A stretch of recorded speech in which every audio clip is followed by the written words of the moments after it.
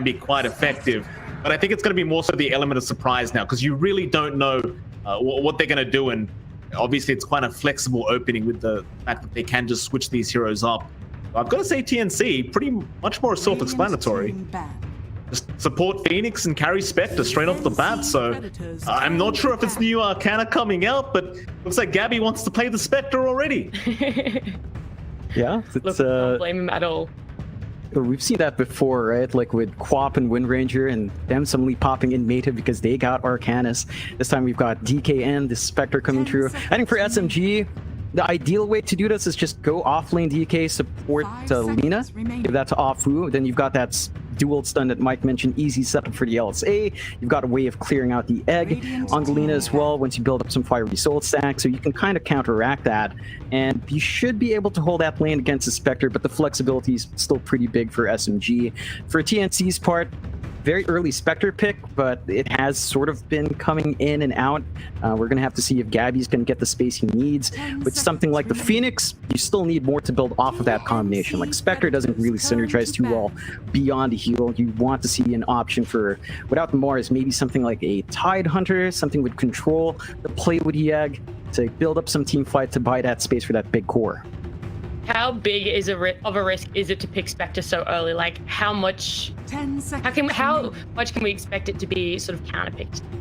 I think it's very early, right? Like, it's a very confident pick to make here from TNC, and I realize Gabby's one of the better Spectre players in the region, but it is very early, and it's not really that hard to beat out of Spectre these days. I think most teams have figured out you just don't give it the space to farm, but it is very early. It's a confident It's not really that hard to beat out of Spectre these days. I think most teams have figured out you just don't know what you're going into yet. Yeah, what would you be looking to pick if you were SMG to really shut that Spectre down? You're like, that's it, we just don't want to give the Spectre any room at all, and it works well with the Dragon Knight and Lina.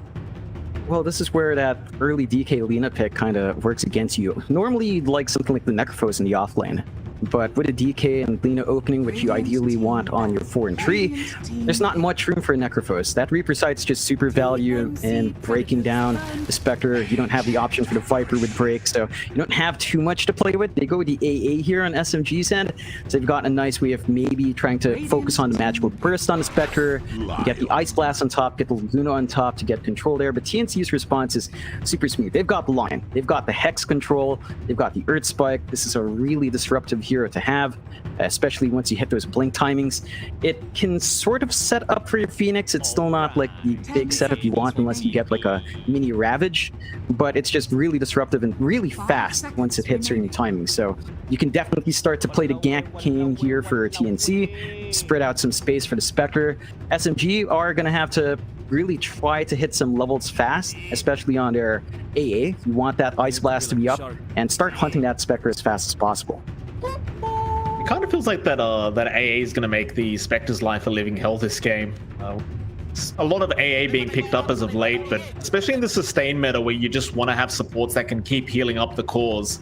The Ice Blast obviously not going to allow them to be able to heal up throughout these team fights. It's going to make it rather difficult for TNC. So you've kind of almost lost half the value of the Phoenix already. That Sunray doesn't feel like it's going to be doing quite as much. Very interesting pickup as well, but that kind of goes to where we were talking about. So SMG, they go with the DP.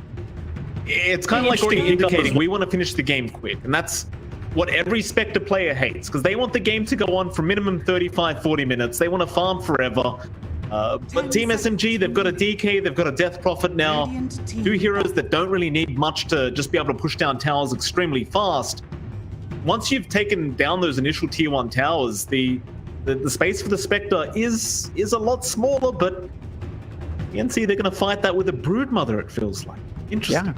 I mean, that gives you all the space, right? From the off lane, just play aggressive, shove down towers as quick as possible. It doesn't quite give you the team fight to really work with your Phoenix Egg here, but it does give you that space. So you don't need too much farm to get going. Itemization tends to be more towards aura items, mech, Guardian Greaves, pipe coming down the line, and that pipe is going to be really helpful, especially against the Lina, AA, and DP.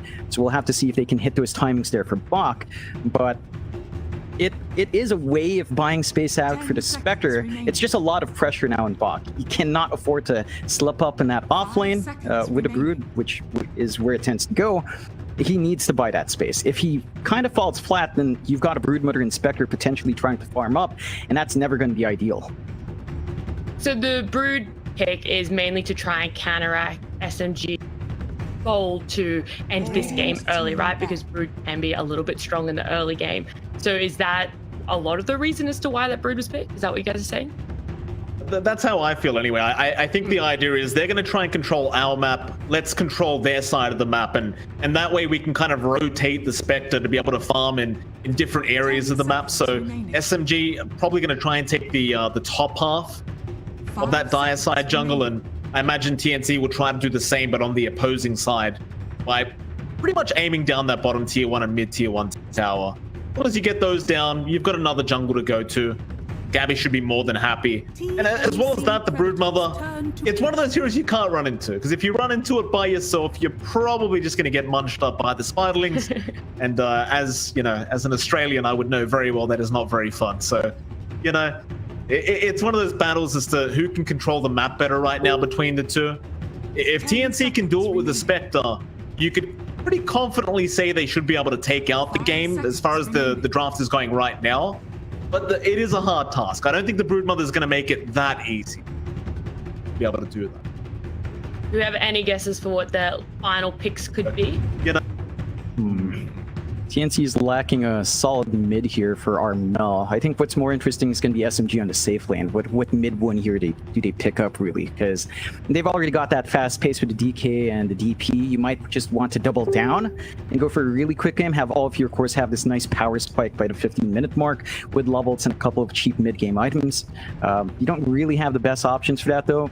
Yeah, classics like Jug, which can help sustain a push, already banned out. You could maybe consider like a Lina that can be quick if you play it quick, but it can also sort of scale towards late if you want to play a farm game, but it's always a bit of a risk against a Spectre, so going to be a bit hard to do that. The Kunkka does come out here, though. Armel Kunkka is a treat. We don't get to see this as often from TNC. I think most of the teams picking up the Kunkka have been stuff like Army Geniuses, and teams like that tend to gravitate towards Kunkka more, but this does build up on that durability on that team fight. It can synergize now with your Phoenix. You've got the rum buff to sustain yourselves in these fights, keep your Broodmother alive as well. You've got good AoE control, and it can be really hard to zone out in mid, so it's a solid, stable way of closing this out for TNC. certainly is. I mean, I really like that pick. When you consider the fact that your Broodmother's probably going to buy a pipe as well, you put the boat runner on top, you've got the sustain from the Phoenix. It looks really good. It looks really tanky on the side of TNC Predator, and I can't really imagine any of the heroes dying. There's not really much burst damage on the side of SMG to really just kind of delete someone from the team fights before they start, apart from maybe the Lina, and you'd add an Ice Blast to that, but once you hit that mid game, it's not going to be quite impactful, so I'm really liking where TNC's gone with this mid lane. Assuming Armel can have a decent time in that first 10 minutes in that laning stage, I think this draft should work out very well, unless SMG is going to surprise us with a very, very clever last pick. But they double down here to be like burst, and we pick someone that's going to be a burst champ, or do you think that they need someone that is going to be maybe a little bit more tanky? I'd say doubling down would be a bit better. It's just that there's not many pause ones they have that can be super quick here. I think Luna should be something they consider, but it's also a bit tough. They go with Carry Axe, which is, again, something we've seen a bit of Ag Shard build up Manta style. You can start to push against the Broodmother in that case. You can start to eat up some of those Broodlings as well. They are a bit quick to catch out, but you can keep your lanes in check. It is fairly fast-paced. It does give you something of a burst combo, right? Laguna plus Culling Blade can delete heroes. So even if they've got the rum buff on, as long as they're below the threshold, you can chop right through. The thing is, mid one's got to hit that timing now. He's still going to have to play against a Broodmother off lane from Bach. And that's not usually a lane you see too often. Like, you sometimes see Carry Axe, you sometimes see the Broodmother. I don't think you see them in the same game all too much. Now, last question I want to ask you guys before I quickly run off is, just based on draft alone, who do you guys think you're going to win? If you want to start, Mike. You know, I was all TNC before that Axe pick, but I think that's a really clever pick. I'm still going to say TNC. I think TNC has the better draft. I think they're going to be too hard to deal with later on. That's what I'm going for. I'm sticking with my gut. And what about you, John? I think SMG has this really quick push lineup that TNC has to be careful about. Like, they'd probably be playing 4 versus 5 for the most part. Can be tricky to deep-push against that, even with the Brood. You've got right clicks from your Loyleee, you've got the Dragon form, you've got the probably be playing. They're going to have to hold steady for at least 15 to 20 minutes. If they can do that, they can win out. But SMG, their win condition super fast and pretty easy to execute as long as they hit those timing. Well, I'll let you guys go and take it away for game number 1. Thank you very much, Nat. Of course, ladies and gentlemen, welcome. We are into our first game of the SCA qualifiers between SMG and TNC Predator. And it is, of course, your casters MLP Dota and John X5. John, I love asking you this. How you doing, sir, before we do start game number 1 officially? I'm doing great. I'm really excited. First game of the TI qualifiers. It's always exciting to see teams fighting for that big stage. And Southeast Asia is a mess, right? Like, we've got so many teams that deserve a shot towards TI, and here we are. You've got TNC playing, you've got Motivate Trust, you've got SMG, all these veteran players as well, especially on SMG's end, vying for that 1 slot. So a lot on the line. This is upper bracket, so teams aren't going to be eliminated yet, but you want that steady ride towards those finals. So every game counts, every win counts. And as we mentioned, SMG, they've got Moon on. He's got a lot to prove, as does everyone else on SMG. We're going to have to see if they can carry through and prove their point. Even Look at this though, John. SMG, a bit of a clever smoke going on here. So they placed the ward on the northern side of the river. Now they've smoked up. I think this is a bit of a surprise tactic. But can they get to the high ground of that side triangle? They're going to try and sneak up from the backside. It's taking a little bit long though. I'm not sure if they're going to miss out on too many bounties, but no, there's no heroes around, so they're going to be able to steal 1. Now, perhaps get a kill. Tim's going to run right into him. Light Strike Array, of course, is going to land, and Tim's, he's going to get a nice Earth Spike. In fact, a bit of a Ravage there, but it looks like he is indeed set to die. Mid 1, the first one to pick up first blood for game number 1. And I'd say there's no better way to start. SMG, very little clever kind of smoke there to get this game 1 started. That's what you like to see. You want to be aggressive with that axe. Mid 1 went for that level 1 Battle Hunger along with Raji's Cold Feet. A lot of DOTs that the Lion can't really run away from. And just having this nice early extra start for mid 1 allows him to control that lane a bit better. You can see Bach already copying some of that damage here. There's not too much Tims can do once they commit those spells onto the Brood.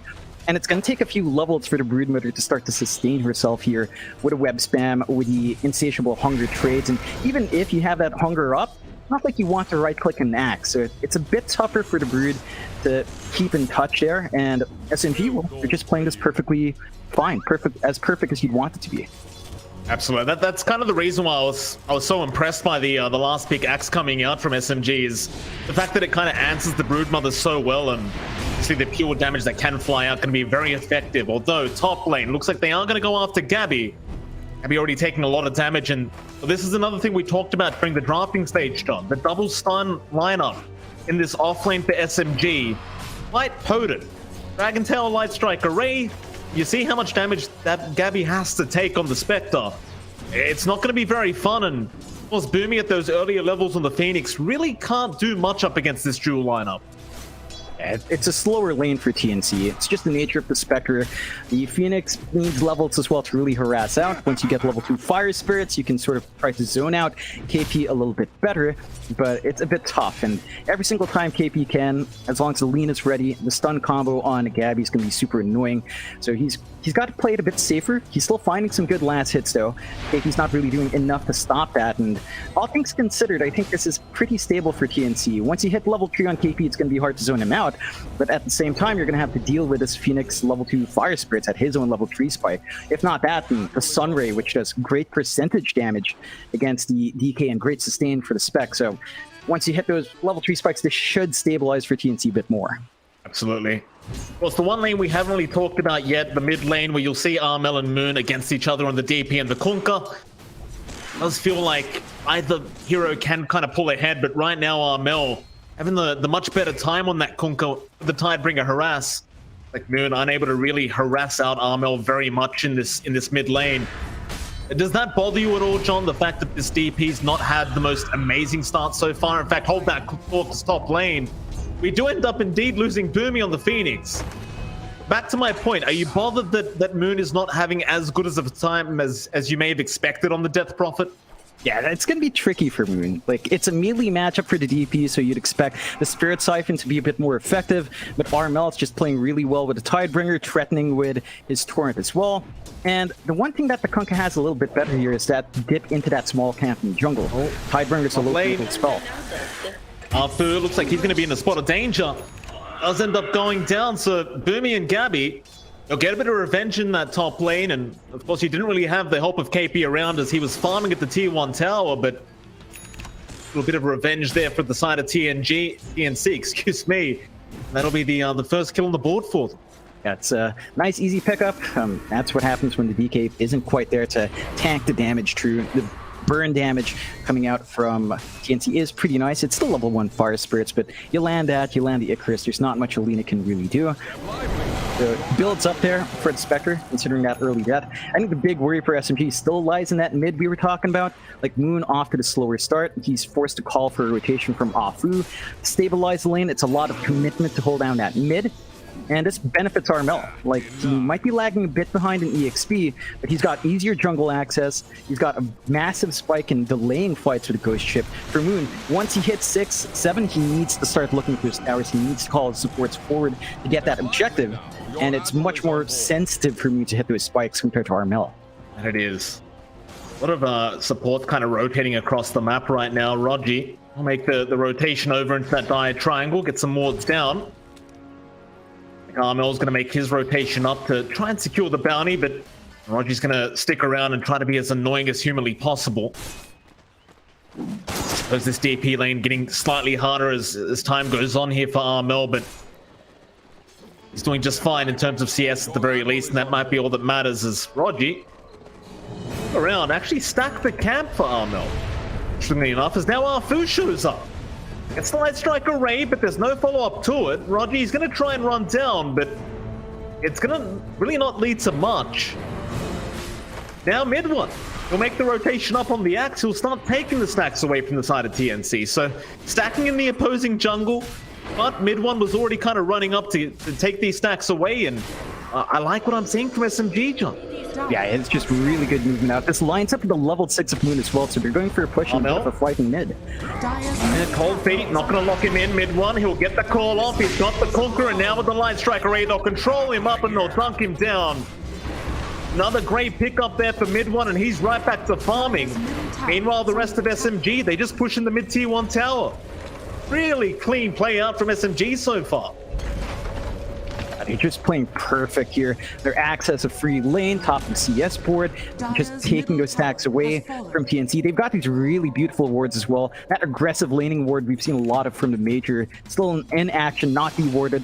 The early ward in the triangle as well as catching TNC off guard. So all this information SMG has is really enabling them to group up early on. Like, they're leaving this Broodmother alone. It's not that scary. Like, Bach is just taking free farm, sure, but the axe progresses a lot faster, and he already has that Vanguard up. Speaking of the axe, mid one, say hello to Bach.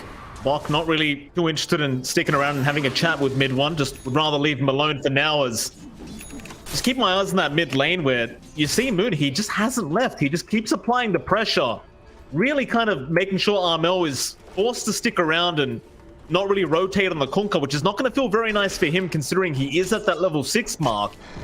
Would love to go for a kill with that boat, but just doesn't really have the opportunity right now.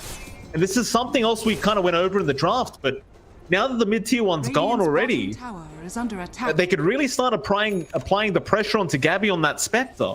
It looks like they are already trying to make that rotation up to try and secure that top tier one. And it's just super slow here for Gabby, still saving up for that Echo Saber, only has the power treads up. His jungle is being shared with Armel, so the stacks are going towards the Kunkka's way for now. The triangle isn't that safe to keep stacking up, and resources are fairly limited for TNC, and this is exactly what SMG need to do. I think the next timing they're going to look out for is the next Exorcism here from Moon. That should line up for that big shove up top. And once that top tower is gone, your jungle's really open. No mid, no top tier 1 means that all these stacks coming out from TNC are at risk. They're not going to be able to just constantly stay in that jungle as long as SMG play their cards right. And they are already clumping up. Exorcism's up in about a second here. Here we go, Gabby gonna get spotted out. Spectral Dagger does fly out, but the Light Strike Array there for a second onto Gabby, but no real follow-up to it. They might just wait for KP to have his Dragon Form back up, and that's going to take another roughly 20 seconds. I suppose you won't really need it with the Exorcism up on Moon already, but well, there you go. He just pops it. He does not want to wait for the Dragon Form. We'll just get started on that Tier 1 tower. Now, I've got to say, John, I really like what SMG are doing. Just applying that pressure so early on. We're only 8.5 minutes into this game. Feels like TNC just don't really have an answer yet. The aggression that SMG's kind of providing as they do TP more up Tims. But try to go onto Arfu. Amel now is going to show up for KB. He does get the stun off Arfu. He has the follow-up, and that'll be a dead Tims. Alright, it lands, but KP, he's a tanky boy. Just going to run away, and while they don't really take down the top Tier 1, they've done a lot of damage. Pretty much come back at any time to get the job done. There's really no rush here for SMG. They've still got Dragon Form for a little bit longer. Tower's down to 560 HP. They're going to take a couple of pokes to take out. And the big thing for SMG is they're creating a lot of space. They're buying out space for their Axe to keep farming. The lane for Broodmother solo against Axe is just never fun. Bach is not finding that lead. They are still trying to apply pressure though. Yeah. You saw that bottom Tier 1. It didn't eventually end up going down, but mid 1, he even denied the tower off. Even more gold being lost for the side of TNC. Definitely not a very good feeling as you kind of look at the net worth board right now, and TNC, they are falling quite behind. Definitely not a very good feeling for them. Maybe even kind of just forced to farm up the mid lane while he can. SMG, they keep sticking around that top lane. They know they want to go back after that top Tier 1 tower. But having that Exorcism back up as TNC, they're not really going to want to allow them to just take it for free. You want to just have that big ulti up to be able to fight as now mid 1 does dunk a courier down. Bok loses Ring of Health and won't be able to finish off the Hood of Defiance, and now they have rotated more over, so Call is there mid 1. They get X'd up by Armel, and here comes the boat right into the Axe. Mid 1, can he tank through this? He's a tanky boy, but not quite enough. He will eventually go down, and Bok aimed to kill the Broodmother, and that's a very important kill to get though. Bok, Ice Blast is gonna land. Oh, he's gone. That is so depressing. That is depressing. He was way too greedy, Bach, going back to that camp, not respecting the fact that there's an AA. They know where he was. Blast across the map. Nice and easy kill for SMG to sort of even it out. And they've gotten space for themselves to clean up that top tower. The top Tier 1 faults. They find a trade, a core for a core in the bottom lane. Not great feeling when you lose your Axe for a Brood, but the Brood is also the only hero on TNC that's doing really well. It's only Bach up there in net worth. Look at everyone else. Armel's lagging a bit behind. Gabby's still really hurting. Spectre just doesn't flash farm fast enough. This could be troublesome if it keeps up here for TNC. Rogi, alright, does connect. Earthspike is there to follow up, but Rogi's not dying. The Haunt's in, they're trying to get the job done, but now mid 1 shows up Rogi. He will eventually die, but now can they keep going? They'll try onto Arfu, but Nina is going to be just fine as TNC will take the position 5 AA life, and that'll be about it. They back off. Opposed to TNC, they've just got to take what they can get right now. That'll be 1 kill for them. That'll be enough. Yeah, it's not the biggest kill. They had to commit Haunt for that on Gabby, and he had to bail out because he got hit by the Ice Blast, so it's not the ideal set of kills for TNC, but they are trying to get that space. Net for it's still not too wildly apart, though. Be in trouble. Oh, we have a disconnection. KP might have 10 ping, John, but he's back in Southeast Asia, so the DCs have started again for him. Welcome back home, sir. Unfortunately for Moon right now, it's a bit of an awkward scenario, John. He's being chased down by spiders, which again does happen quite a lot from where I'm from, and it's going to be a very scary kind of position here for Moon. He'll have Arfu around. He's also got a TP coming in from Rogi, but once they can get another stun off, maybe lock down Moon and kind of burst him down ASAP. There's a lot of spiderlings around him, so the damage shouldn't really be a problem. They even have the finger on Tims. They can get it done though. Boat gonna fly in, finger committed. Moon taking all the damage and will die.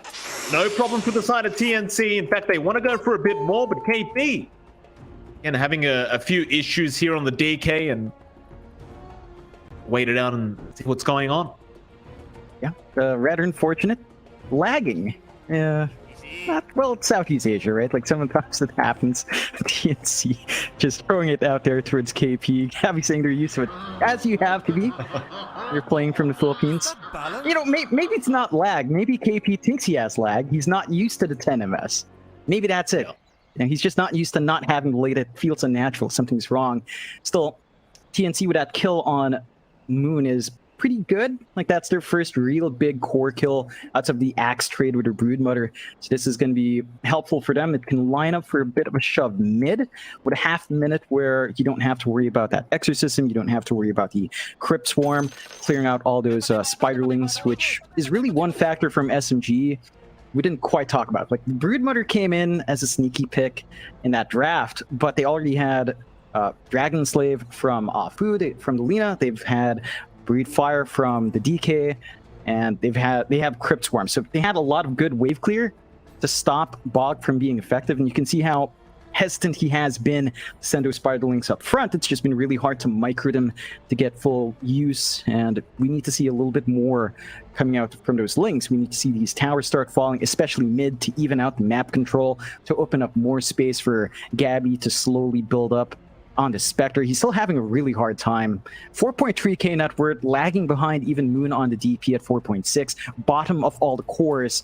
It's going to take a really long time for the Spectre to feel remotely scary in this game. That it certainly will, John. I mean, he's going for the Echo Saber build-up, which does make enough sense, and is going to speed up his farm a little bit, but it's going to be a while for Gabby, that's for sure.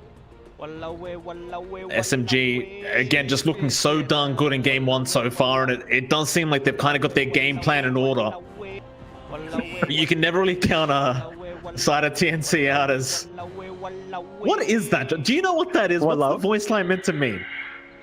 It's like an expression. The walao is like super versatile as a Singlish thing. It can be like surprise, it can be like anger. It's a very versatile... I think it's technically like a junk word, a throwaway word. It's just expressive. So it's like surprise, anger, excitement. You can tell, walao, you're doing good, or you're surprised and stuff. I don't know. I'm not very good with Singlish, even though I stayed there for 8 years. But yeah, it's just an expressive word. It doesn't really hold an inherent meaning. It's about the context. And in SMGs, it sounds like it's more like something bad is happening in the game. You know, that's when you tend to repeat it. Walao. You know, you're being dived maybe or something. I know it's super hard to decipher without context, but that's a peek into Singlish. You know, it's a very interesting blend of multiple languages. I think it's like technically 3 or 4 languages jumbled together there. So it is hard to read, Mike. Thank you for that, Jonathan. Was that South American one that you really enjoyed, the PPP one? I can't do it. You're the expert, John. There's it seems like it might be similar to that almost. Kind of. PPP is more like generally in grief, though. It's like sadness. Right. You lost. Things aren't going right. Your team lost. You know, stuff like that. In general, so it's not as flexible as Walawe. Not quite, but it's up there. It's up there. There you go. We still don't really have the reconnection from Mr. Damien Chock. Very upsetting stuff here, but he does come back rather soon. But John, that does give me plenty of time, and I don't think this would be an SEA cast without me asking this. Have you had merienda, sir? Have we filled up before we started the cast? Yeah, I had some breakfast. I have a can of mate by my side. I really do enjoy it though. Like it's nice and refreshing. Good sip in the morning, nice tea. Didn't have merienda yet. That's down the line, Mike. And it's an afternoon thing. Stop asking me about it. It's so weird because it's like, it's like an afternoon meal at 3 o'clock. Like in Singapore, that would be like high tea. It's like a hold on. After lunch. You told me that you eat merienda all the time. Like it's just an excuse to eat, and now you're telling me there's a time frame. Fair enough. No, like there are different meriendas. There's merienda cena. I think there's something you call something in the morning. I forget. I haven't had a big meal yet. I will say I did have some great Indian food yesterday, and I live 8 years in Singapore. I ate a lot of Indian food. I've been looking for it in my city, in Davao. We have a lot of Indian students here, which is great, but I haven't found a good restaurant. I finally found one. We ordered like a biryani, shrimp biryani. We had some butter chicken. We had some shahi paneer, a nice tomato-based paneer. Oh, it was so good. I was so happy, Mike. Like, Yeah. good Indian food is so hard to beat. It's really expensive, but it's so good. Paneer is the best. If you've never had paneer, head down to the hawker if you're in Singapore. Look for an Indian stall. Grab some paneer. Get a, I guess, naan works best for that. Grab a naan, have it. You're gonna be really happy. Or just grab some biryani with it. Mix it together. It's really good. It's not good for you, mind you. It's a lot of calories, but it makes you feel happy, Mike, even for just a moment. You make me feel happy, John. Thank you for that. SMG, looks like we do have the full reconnection here. KP, just wait for the go ahead to see if everything's fine with the internet. Good to know that KP's back on 10 ping, by the way. It really is hard playing from Australia, John. You know, people say, oh, it's just 100 ping. It wasn't that big of a deal, but it is when you're on this kind of scale of games where you're playing the best teams in the world, and every kind of split second matters. As TNC gonna head into that mid-tier 1 tower now. Your admiral is on board. A slow chip there from Bok. Consider the fact that Armel right now, he does not have the boat. You don't have the finger from Tim's. You don't really have your big team fight spells out for the side of TNC. You don't really have the haunt either in case Gabby wanted to kind of join in here. But it seems that they are slowly getting away with the chipping of this tier 1. However, mid 1 come in, nice call away onto the Spiderlings, and at least clear some of those up from Bok. They will go ahead and protect that mid-tier 1, and I think that is very important, right? Because you let that mid-tier 1 go on the side of SMG, and suddenly the map evens out, and TNC are going to be able to create a lot more space for Gabby on that Spectre. So definitely a lot of emphasis here from SMG to not allow it to go down. Yeah, but they still managed to drag like 4 heroes mid for the defense. So you have a pretty free amount of space there for Gabby to just take that bot lane, dip into the triangle, keep farming up. The Echo Saber's flying out soon. So that's going to be really helpful for Gabby to look for these haunt opportunities. What SMG need to do is still play aggressive. They still, once you commit 4 heroes down mid, you've got to do something about something here. If he's got the blink up, John, he's going to blink in right into Armel. We'll see if they can just try and burst him down, but that Lacuna, it just did no damage. Armel, he'll run out of there. In fact, he'll turn right back around now with the boat out onto Moon. He's trying to sprint siphon his way to victory, but it's not looking great for him as the Sun Ray does fly in as well from Boomy. Thought it was going to be a really nice initiation, but Armel, he just took no damage. In fact, the pipe flew out from Bok, but I'm not sure if that was what it was. It felt like the Laguna did nothing. Yeah, he's just really beefy right now on that Kunkka. Not quite the target you want to jump first. They had to back up there as well. The big thing there for TNC was the kill went towards Gabby. He just picked up the Echo Saber. He TP'd in for that fight. He managed just to get that kill off the bat, and he didn't have to use Haunt because it was on cooldown.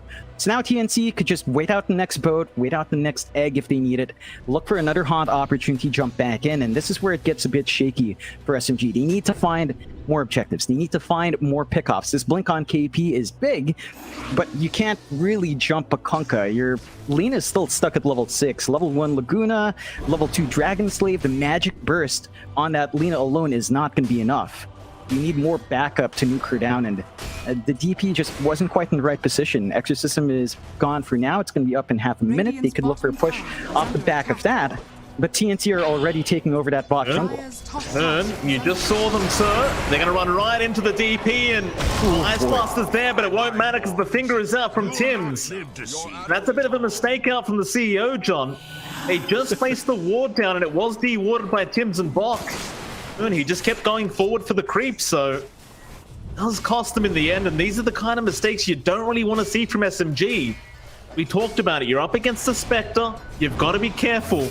She is a late game powerhouse. In fact, top lane now, KP's been caught out. X-Boat is there. Mel will lock him down, but is it going to be long enough? Because Gabby's in now. Tim's, he'll turn around with an Earth Spike out, and the Sun Ray. Going to be another kill out for Gabby. Finds another last hit. Going to be more bad news for the side of SMG. It's not quite lining up for SMG. They're trying to split push with the DK. They're not grouping up as 4 or 5. That full push potential coming out. They're being punished for that quite nicely by TNC. They play around this haunt really well in the Spectre. They've been really disciplined in handing those last hits off towards Gabby as well. They're still building up though. Mid one's still top of the last of the net worth board. He's got the Manta style up so you can send illusions out to deep push waves. Gonna look for the blink next and probably looking for that shard once you hit the 20-minute mark. So there are still some good timings here for SMG. It's just that they're giving a lot more towards TNC than you'd expect them to. Like Box at the point where he's pretty scary on this Brood and they're jumping KP. Yeah, KP, he's not really that tanky anymore. Not with that Spirit Vessel out. Bok is going to take care of it. In fact, Armel, he'll take the kill with the Tidebringer hit. Spirit Vessel going to be a real big problem for the side of SMG now, as you're just not going to feel quite as tanky. And hate to keep repeating myself, John, but this is not what you wanted to see from SMG at this point, because Gabby on that Spectre is able to start catching up quite nicely. You see Bok down that bot side of the map, he's just taking the bottom tier 2 tower. Looks like the rest of SMG not really going to be around to try and defend this. You've got Rogi, but he's not going to be enough. It's just the position 5 AA. Dire are scanning. TP's mid one in instead to try and just kind of spin his way defending this tier 2 tower. Bok's going to stick around though. He's not afraid. In fact, Armel and Boomy's around now. In fact, top lane, Tim's, he's been caught out. He'll get dropped and there'll be one TP coming in from Boomy. About it as bottom side, Rogi now, he's been caught on the AA. Boats are flying out. Kind of trade heroes here as position 5's just dropping across the map. Offside, AP and Boomy staring each other down right now. Dire's top tower He's about to find Boomy. Should have seen his courier. Icarus dive out the other way. Now the Sunray, but KP, he'll blink away. Towards the left is Armel. I have a gander through the tree line with that torrent, but we'll find nothing. SMG, they all back out. It's the safe play for them. They can't really go for the chip damage on that tier 2. Have to admit that the wards on the backline here from SMG are pretty good in keeping track of those TP rotations, but there's already a sentry here from TNC, so once they walk into vision range, they're not going to have that piece of advantage anymore, and they do take it out. So the next time they try to make that move on SMG, it's going to be a bit rocky. Still, they are smoked up here going into the triangle. They ran right into the Spectral Dagger though. That was very unfortunate timing, and now Tim's a nice hex out onto mid one. Can he control him? Man. The core won't land either. In fact, Starfu, he's starting to spiraling as they're trying to fight, and now the Horde's in. They'll get the vision out, and they want to start the team fight. Mid one, he's been caught out on the axe, and he's going to drop first. Rogi, he's trapped between a rock and a hard place. He'll be the third to die. SMG, bit of bad luck there. Again, just running right into the Spectral Dagger, but Radiant's even then, just unable to catch out Tim's and the Lion. Not going to feel very good for them, and it's going to be another successful team fight for the side of TNC. Yeah, it's rough now for SMG. 4K lead for TNC. Look at how far Gabby's climbed up. 8.7k net worth, above Moon, above KP now. He was so far behind in that Spectre before. Now he's on a rise. The only real farm hero you have on SMG is that axe, and it all boils down to the fact that they haven't been able to push. Like, they've got a DP. They've got the DK, they've got the Lina who can right click as well. They haven't been able to focus in on a tier 2, and every single time they have, they've been very hesitant. They want to drop multiple wards behind, they want to find where TNC is, and top lane, they have caught out KP once again on the Dragon Knight, trying to force in that lane, but he's gonna get punished for it. You can make the argument that he's making space for the team, but it doesn't feel like enough. Mid one, he's going to get run into now as well. Armel going to spot him out, and we'll go for the X. Got the Axe, call is there. Ice Blast is going to land as well. You've got Boomy from the backside, and Tim's, he'll show up right into the boat onto Rogi. They want the AA dead first. In fact, now they might count as Armel in a bit of trouble, but a nice egg on the high ground. They're still trying to go after this hooker, but he's just so darn tanky. They'll run right into the egg, and now the torrent onto 2 SMG. They'll keep the chase up. Armel is still ticking down and does eventually die to Moon and the Exorcism Spirits. SMG, they're going to try and rush a Roshan. In fact, Bok does get caught out with the Yule Scepter. Mid one, gonna chase him down. Battle Hunger there. It should be enough. Jim out with the Ice Blast and the Colony. We'll try to burst him down. Indeed, do you want to continue that, Roshan? Never mind that. Mid lane. They found Tim's on the Lion. He's trying to set up for the team. Tim's who'll go for a run. It looks like he should be just fine. I say that, KP has another blink in just a few seconds, but no. Go for the easy breathe fire, doesn't connect, and that's going to be enough. It's a bit unfortunate for TNC to force that fight. The forward vision from SMG just allowed them a lot more positioning advantage there. And they still had their tier 1 to TP up to on that top lane. So they get the numbers in, they managed to punish out. It looked a bit wonky with all the spells coming through from TNC, but wasn't quite enough. I think TNC should still be happy. Exorcism's down, a push can't really come out, DK Dragon Form's down for a bit longer as well. And for TNC, well, Boat's back up, Finger's back up, Hot's back up. So TNC are in a much better position to counterfight now if SMG want to force an issue somewhere. And even with the egg down, enough on hand to play with. It does catch out the Phoenix, but he's going to be alright. In fact, Gabby, he just haunts in. Rodney, he's going to die immediately now mid one. He needs to back off, but the X is there right into the boat. They've got the X again. They'll finger him down. Arfu going to try and TP and barely gets out with his life intact. Now TNC, when those two heroes dead, John, they're going to rush the Roshan pit. And it's not going to take quite long either. Yeah, and this is scary for SMG. Like, they might have seen both, they might have seen the finger drop, but Egg is back up for Boomy. So even if they commit here, knowing that a couple of spells are down, just having the Egg in this area makes it really tough, and that Roach does not last long enough anyway. First Aegis going towards Gabby. It's going to be harder to pin down the Spectre. And TNC, they're just riding through that power spike from SMG. The most important time for SMG was the 15 to 20 minute mark. We're at 23 minutes now. Mid one is still top in that word, but this core axe needs a lot more itself to really start catching up. The BKB is going to help, but beyond that, he's really going to need to put this game on his back. And we've seen a couple of teams do that in different regions, particularly in Eastern Europe.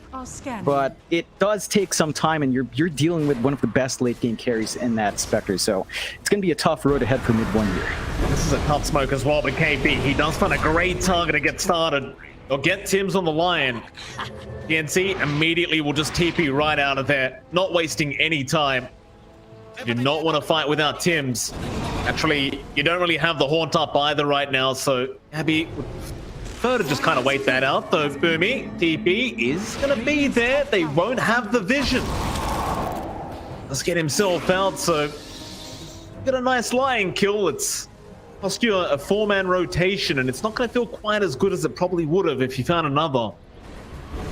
TNC probably still going to be pretty satisfied with how that all went. Yeah, you don't really mind losing your Lion. It's not like there's anything big Tim's is waiting for at this point. He's got the blink going for the Force Staff. He's pretty much set. I think SMG are using this opportunity to take over the jungle, maybe look to shove in that top tier 2, but they're just never in a good position for it. Like, the jungle's still heavily in control by TNC with the spider webs around. Bach can just jump around and clear out what they're trying to do there, so they're forced to back off, even with that big pick off on the Lion. And this sort of stall game just benefits TNC much more. Your Spectre's building up, everyone else is getting opportunities to farm and get some EXP going as well. Armel's just about to hit his level 18 mark with a max level ghost ship, making these fights much more obnoxious as well. The lower cooldown in boat. You've got Bach getting closer to his Ags, and that should allow him even more control on the map with those added spin webs and the added move speed. So there's a lot lining up here for TNC as this game slows down. SMG, they're starting to feel the pressure. They're not splitting off from a group of 4 or 5 anymore. They're just constantly sticking together as a team. It's just that they're not finding openings with this numbers advantage they have on hand. Lively now. Your admiral is on board. You start to get very worried as well with that Eye of Skadi being built up here by Gabby. It cause a lot of issues for the side of SMG. Suddenly KP and mid one just not going to feel quite as tanky. Or even Moon on the DP, not going to be able to siphon as much HP to himself. Have to get very concerned for SMG in this game one. Top lane, Moon, do not walk up to that creep, sir. Mel's just kind of waiting, and there's some lines being drawn out. See the side of SMG, while they'd love to be the ones kind of being aggressive right now, they realize they can't really fight at the TNC, especially while Gabby has that haunt up. That Moon gonna show himself, they'll go in, they'll get the Hex off, and it looks like they might just burst him down. At Gabby, he wants to go for a bit more now. He found Roger, but instead will chase down KP, the ex-teammate, go for the BKB TP out and make it out. Roger won't be so lucky. Go down on the AA, and going to be another top tier 1 tower going down here for the side of TNC. Gee, you've got to tell me, John, how do they get back into this game? It's looking very rough. It's all in on this core axe. Mid one has his BKB flying out. He has a little bit more forward presence when he does dive in. He needs to get some really big calls. The follow-up has to be there from SMG. We need to see the Exorcism and the Dragon Form used near towers. So you want to transition from these fights into objectives. TNC is just not giving that opportunity. They're constantly keeping these waves shoved in. They're playing right at the edge of where SMG would really be able to find anything after a fight. So even if they lose a fight for TNC, there's no transition to objectives. Look up, SMG, they're going to try and get something done. Hims might just be targeted as he'll be the first one they run into, and well, Blink not going to be there. Gabby goes for a Spectral Dagger, but he's just so darn tanky right now that he doesn't mind running into 5 heroes. He's still got the Aegis up, he's got a DD rune, he's got that Eye of Skadi now. It's kind of like, how do you kill him?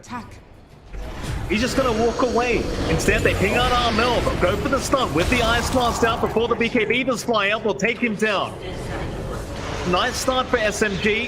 Hims, his TP cancelled. It looks like he'll be the secondary to die, but he'll try to go for the full start toward the south. He might just make it. But no, KP, Blink right on top, get the job done. And that seems to be the key. Just try and fight TNC while the Haunt's not available. Exactly what SMG is doing at the moment. Get a tier 2 mid tower while they can. They can get it done before TNC feels like they need to try and defend this, but it looks like they are just going to let this one go.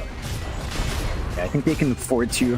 You've got the Spiderlings moving forward to creep cut, so the tier 3 is not going to be under threat. They were sort of shoving in the top anyway. Top tier 2 is about 546 HP just from the creeps. So TNC can look to force another fight in that area. Roshan's still down for about 2 more minutes. No other objectives for SMG to take except that outpost. So they're denying out some XP per minute, which is nice. I don't think TNC's going to mind that too much. For TNC's part, they know Exo's down. They know Dragon Form's down. They've got Haunt ready. They've got Egg ready. They can group as 4 and just look for an opportunity here. He's still got that DD rune in his bottle as well. Very, very scary stuff here on the Spectre. See, for now, hold back as SMG. They'll enjoy the free time. Looking at mid one right now, I'm kind of wondering what itemization he wants to go for.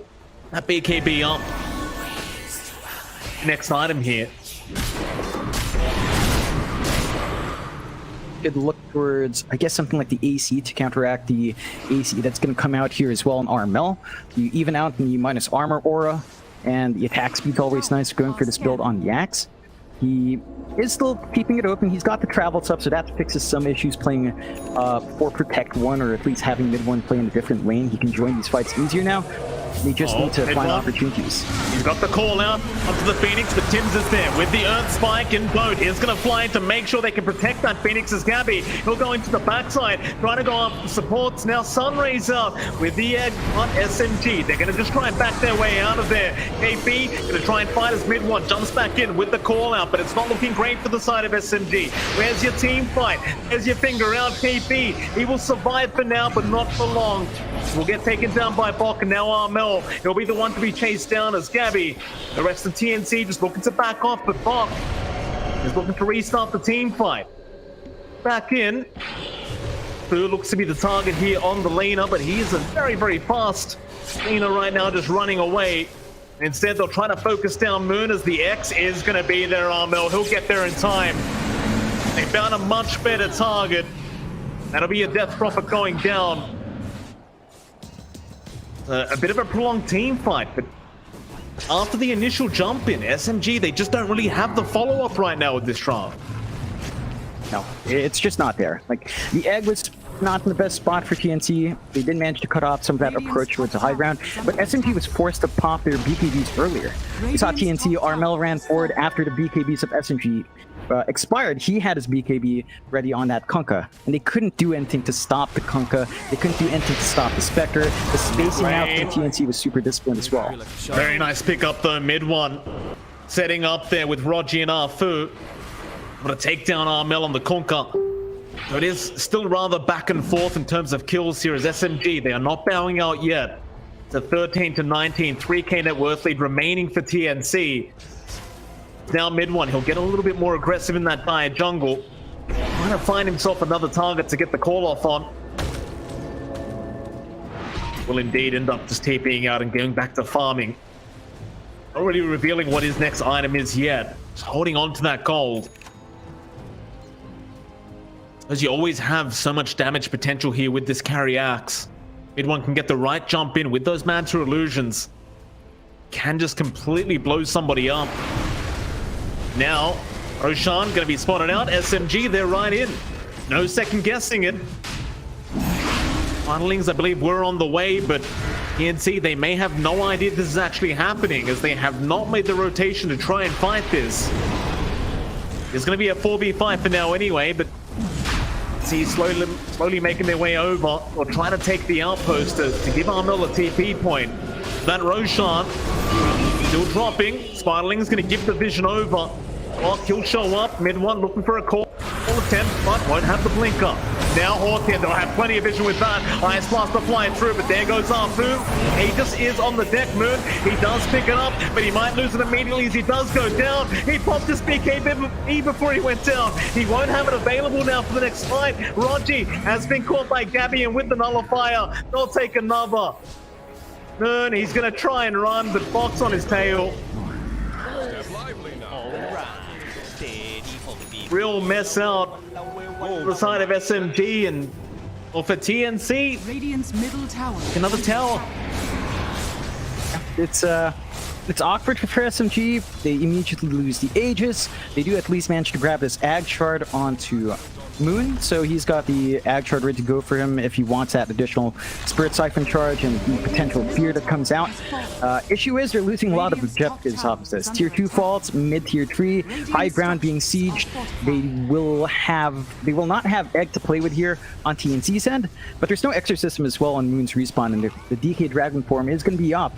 But this is really just going to be down on maybe looking for a big jump with mid one, and TNC respect that. They pull back. They just know that, all right, we won that fight in Roche. We didn't get Aegis. High ground's a bit riskier. They can afford to sit back and wait. They're not in a rush. They've got the Spectre for late game. They've got an 8k lead, 13 to 23.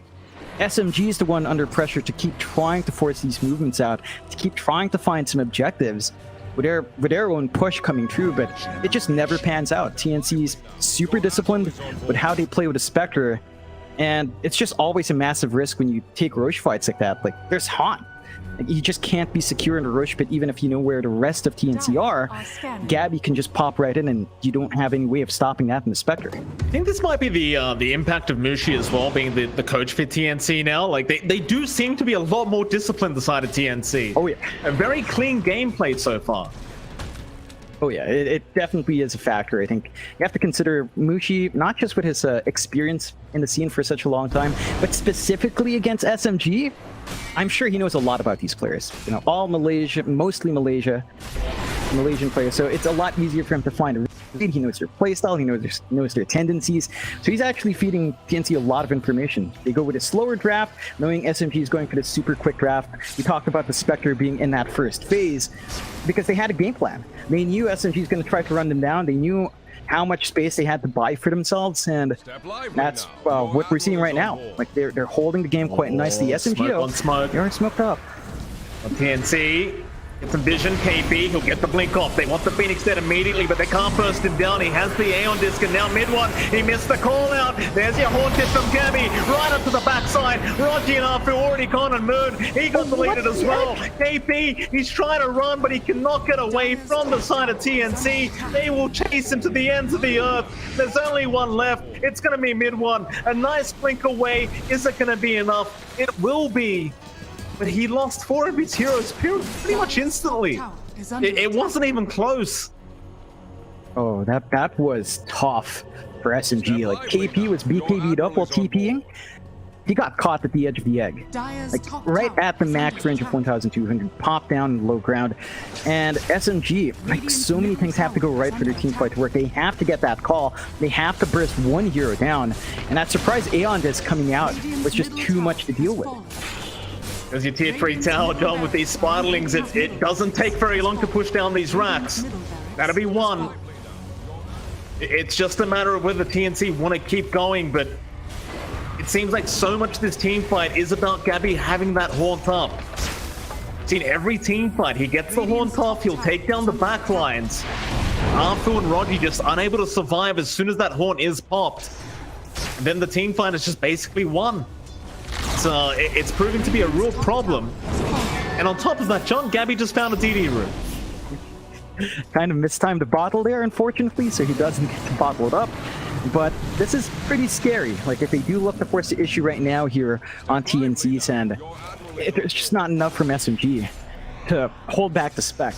You have to land a call, they have to land the Ice Blast, they have to make great use of this DK Dragon form along with the Exorcism as well. And once you pop those spells, there's no opportunity to go back in. Once Exorcism's down, once the Dragon form's faded, your heroes are just not going to be as effective as what TNC has on hand. And they just have so much more to play with, even without having these spells. So it's harder for SMG to hit that tempo. I think we need to see them go for another smoke play. It's risky with the state of game, but that's probably their best opportunity to really find the pick-off they need to start trying to bounce back in this game. I mean, Haunt's back up. It's going to be a pretty big issue now for SMG. You've got the Bloodthorn on mid one. Like, he's a very farmed axe, but it's not really translating to teamfight wins right now. Look at TNC. Look how aggressive they're posturing at the moment with the smoke out now. Looking to go into that mid lane. And another pick off. And there you go. There's your Haunt hit. Who are they going to go on first? They found the big one. They found mid one of the axe, and there's no help around. They are going to let him die without buyback gold.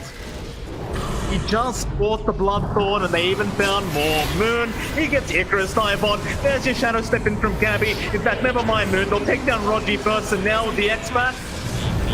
There is no X-Pack, but it won't matter because Tims is there with the Earth Spike. Locking down Moon. He will not chase that far in. In fact, Armel now will get stunned up by KP, but look at Gabby. Right in on Arfu. KP, he can't get away from this. An ultra kill for Gabby, and there's your GG call being made. TNC. I've got to give him credit, John. I mean, it's the first game of the qualifier, but my goodness, are they looking clean. Oh yeah, they're maintaining what we saw from the Animajor. Their performance is looking solid.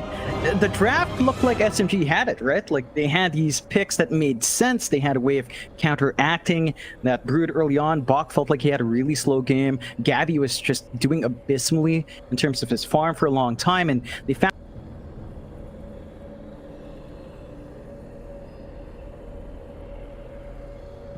that top and mid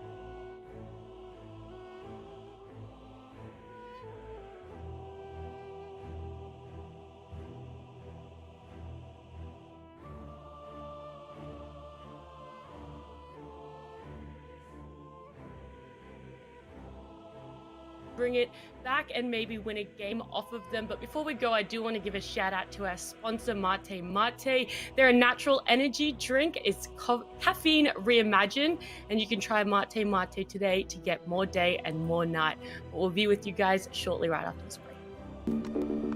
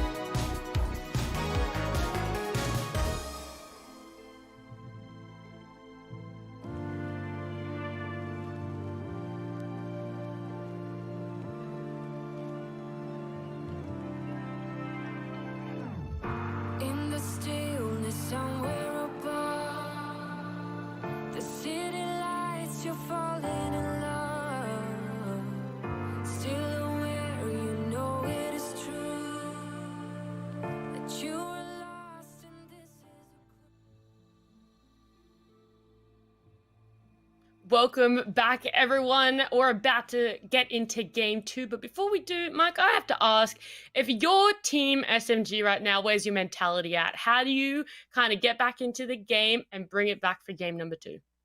I'm not gonna lie, I'd be feeling pretty bad right now from that game Yeah. 1. I mean, it felt like the early game was really good, right? Like, they had the laning stage down pat. That was no problem. But once they went out of the laning stage, they just did not look coordinated at all, and that's kind of what's bothering me going into this game too. Are they going to be able to play as a unit? You need to play as a cohesive kind of team going into this game too, because TNC, as we saw in that game 1, they are playing like that, and they're not going to give you the leeway if you do make these mistakes, getting caught out by yourself in these kind of awkward moments. Maybe it's the draft, but it did look like a coordination issue. And quickly, John, if you're a TNC, how do you make sure that you don't get ahead of yourself too much? Just kind of keep it in check. You kind of just want to repeat your performance from game 1. It was very disciplined. They weren't diving tier 4s. They weren't going too ham there. They had a really solid draft. They had faith in Gabby. Like any other team, maybe you see yourself lagging behind like that, you might start to panic, you might start to force plays out when you don't need to, but they stayed really calm. They just kept, taking the losses as they came, knowing that the Spectre would be big. So I think that's really all they need. Just level-headedness, reset back to the base point after that win, and just look towards this game as a new one. Yeah, that's very true. Hopefully they're thinking that one down there. Now, John, walk me through the Viper and the Tusk as well here. Yeah, it's pretty potent from TNC. Like, Bach absolutely loves the Viper. There was a video from the Animator where he was just kind of reenacting the Viper spit for his entire team after a win. So he loves that hero. It's a really solid offlaner to have. We were seeing that banned out in the first game, so it slides through here. It's very hard to lane against for most safe laners. It gives you a nice solid break as well to deal with the Enchantress. It's not the biggest team fighter, but you don't necessarily need that on your offlane when you have a Tusk support. So there's a lot of options here for teams to take that aggressive stance to start these fights for TNC, and it just kind of sets up for a much more aggressive offlane on hand compared to when they started out with a Brood in that second phase pick. Like, the Brood was a bit slower on the offlane. This one's going to be a little bit quicker, and SMG should be ready to adapt to that pace. Now, you said that Viper is good to handle Enchantress, but they just picked Enchantress into Viper. Mike, explain some of that thinking for me, please. I don't think it's too bad, right? Because if it's going to be a position 5 Enchantress, I mean, it does deal with the Enchantress very well, don't get me wrong, but I think as long as you can kind of just make the lane very comfortable for your position 1, you don't really mind too much. I'm not sure what kind of build-up he's going to go for, but I imagine just having the enchant at level 2 or level 3 is going to feel pretty darn good. And Viper does kind of struggle just a little bit with creeps just running him down, spamming spells, so I don't think the Enchantress is going to be too bad going into the Viper. Obviously, later on, the Nether Toxin with the break is going to make it really annoying, but the Enchantress has already kind of done its job anyway by that point, so I don't think they're going to mind. I think it's just all about securing the lane for your carry here, and we'll see if it works out for the side of SMG. I'm not sure, but should be all right. Should be just fine. Do you think there's going to be any more sort of respect bans coming out from SMG today? Oh wait, the team swapped. No. My bad. That is, I only just realized. I'm a little bit slow today, so I do apologize, but my eyes have just been drawn to the name changes. So then, yeah, okay, then that makes more sense that SMG have done that respect Brood ban, because I was like, wow, TNC banned the Brood, even though they just had a good performance. But it is that respect ban. So, John, are there going to be any more respect bans coming out from SMG, or are you like, nah, Brood's just the only one we had to focus on? I think the Brood was really the big one they had to take care of in that draft. We see the Spectre banned out from SMG, so there's no option for that from Gabby. We maybe see the Armel Kunkka taken out, but I don't know if they really worry about that. There's a reason why the Kunkka is sort of hit and miss in Southeast Asia. Only, again, a few specific teams pick it up. TNC used to pick it up a lot for Armel, not as often nowadays, so should still be something to consider, but the one worry I have outside of these bans is really what SMG starting off with. Like, they start with 2 support pickups in the first phase, and it's going to leave them really vulnerable. TNC can just look for heroes that don't particularly care for the Lion control, that don't really care for the Enchantress on hand, your matchups, TNC you're Predators. kind of already signaling Welcome back, from everyone. SMG We're side about what to the get into pitfalls for game 2, support but really before we are. do, Mike, They're I have to really, really ask, early, whereas if for your TNC, it's a team bit more SMG right now, Viper, where's your we're expecting mentality at? offlane, How but do you flex mid. kind of get back into the game and bring it back for game number 2? I'm not gonna lie, I'd be feeling pretty bad right now from that game 1. Yeah. I mean, it felt like the early game was really good, right? Like they had the laning stage down pat. That was no problem. But once they went out of the laning stage, they just did not look coordinated at all, and that's kind of what's bothering me going into this game too. Are they going to be able to play as a unit? You need to play as a cohesive kind of team going into this game too, because TNC, as we saw in that game 1, they are playing like that, and they're not going to give you the leeway if you do make these mistakes, getting caught out by yourself in these kind of awkward moments. Maybe it's the draft, but it did look like a coordination issue. And quickly, John, if you're a TNC, how do you make sure that you don't get ahead of yourself? Just kind of keep it in check. You kind of just want to repeat your performance from game 1. It was very disciplined. They weren't diving tier 4s. They weren't going too ham there. They had a really solid draft. They had faith in Gabby. Like any other team, maybe you see yourself lagging behind like that. You might start to panic. You might start to force plays out when you don't need to. But they stayed really calm. They just kept, taking the losses as they came, knowing that the Spectre would be big. So I think that's really all they need. Just level-headedness, reset back to the base point after that win, and just look towards this game as a new one. Yeah, that's very true. Hopefully they're thinking that one down there. Now, John, walk me through the Viper and the Tusk. Yeah, it's pretty potent from TNC. Like, Bach absolutely loves the Viper. There's a video from the Animator where he was just kind of reenacting the Viper spit for his entire team after a win. So he loves that hero. It's a really solid offlaner to have. We were seeing that banned out in the first game, so it slides through here. It's very hard to lane against for most safe laners. It gives you a nice solid break as well to deal with the Enchantress. It's not the biggest team fighter, but you don't necessarily need that on your offlane when you have a Tusk support. So there's a lot of options here for teams to take that aggressive stance to start these fights for TNC. And it just kind of sets up for a much more aggressive offlane on hand compared to when they started out with a Brood in that second phase pick. Like, the Brood was a bit slower on the offlane. This one's going to be a little bit quicker, and SMG should be ready to adapt to that pace. Now, you said that Viper is good to handle Enchantress, but they just picked Enchantress into Viper. Mike, explain some of that thinking for me, please. I don't think it's too bad, right? Because if it's going to be a position 5 Enchantress, I mean, it does deal with the Enchantress very well, don't get me wrong, but I think as long as you can kind of just make the lane very comfortable for your position 1, you don't really mind too much. I'm not sure what kind of build-up he's going to go for, but I imagine just having the enchant at level 2 or level 3 is going to feel pretty darn good. And Viper does kind of struggle just a little bit with creeps just running him down, spamming spells, so I don't think the Enchantress is going to be too bad going into the Viper. Obviously, later on, the Nether Toxin with the break is going to make it really annoying, but the Enchantress has already kind of done its job anyway by that point, so I don't think they're going to mind. I think it's just all about securing the lane for your carry here. We'll see if it works out for the side of SMG. I'm not sure, but it should be all right. Should be just fine. Do you think there's going to be any more sort of respect bans coming out from SMG? Oh wait, the team swapped. No. My bad.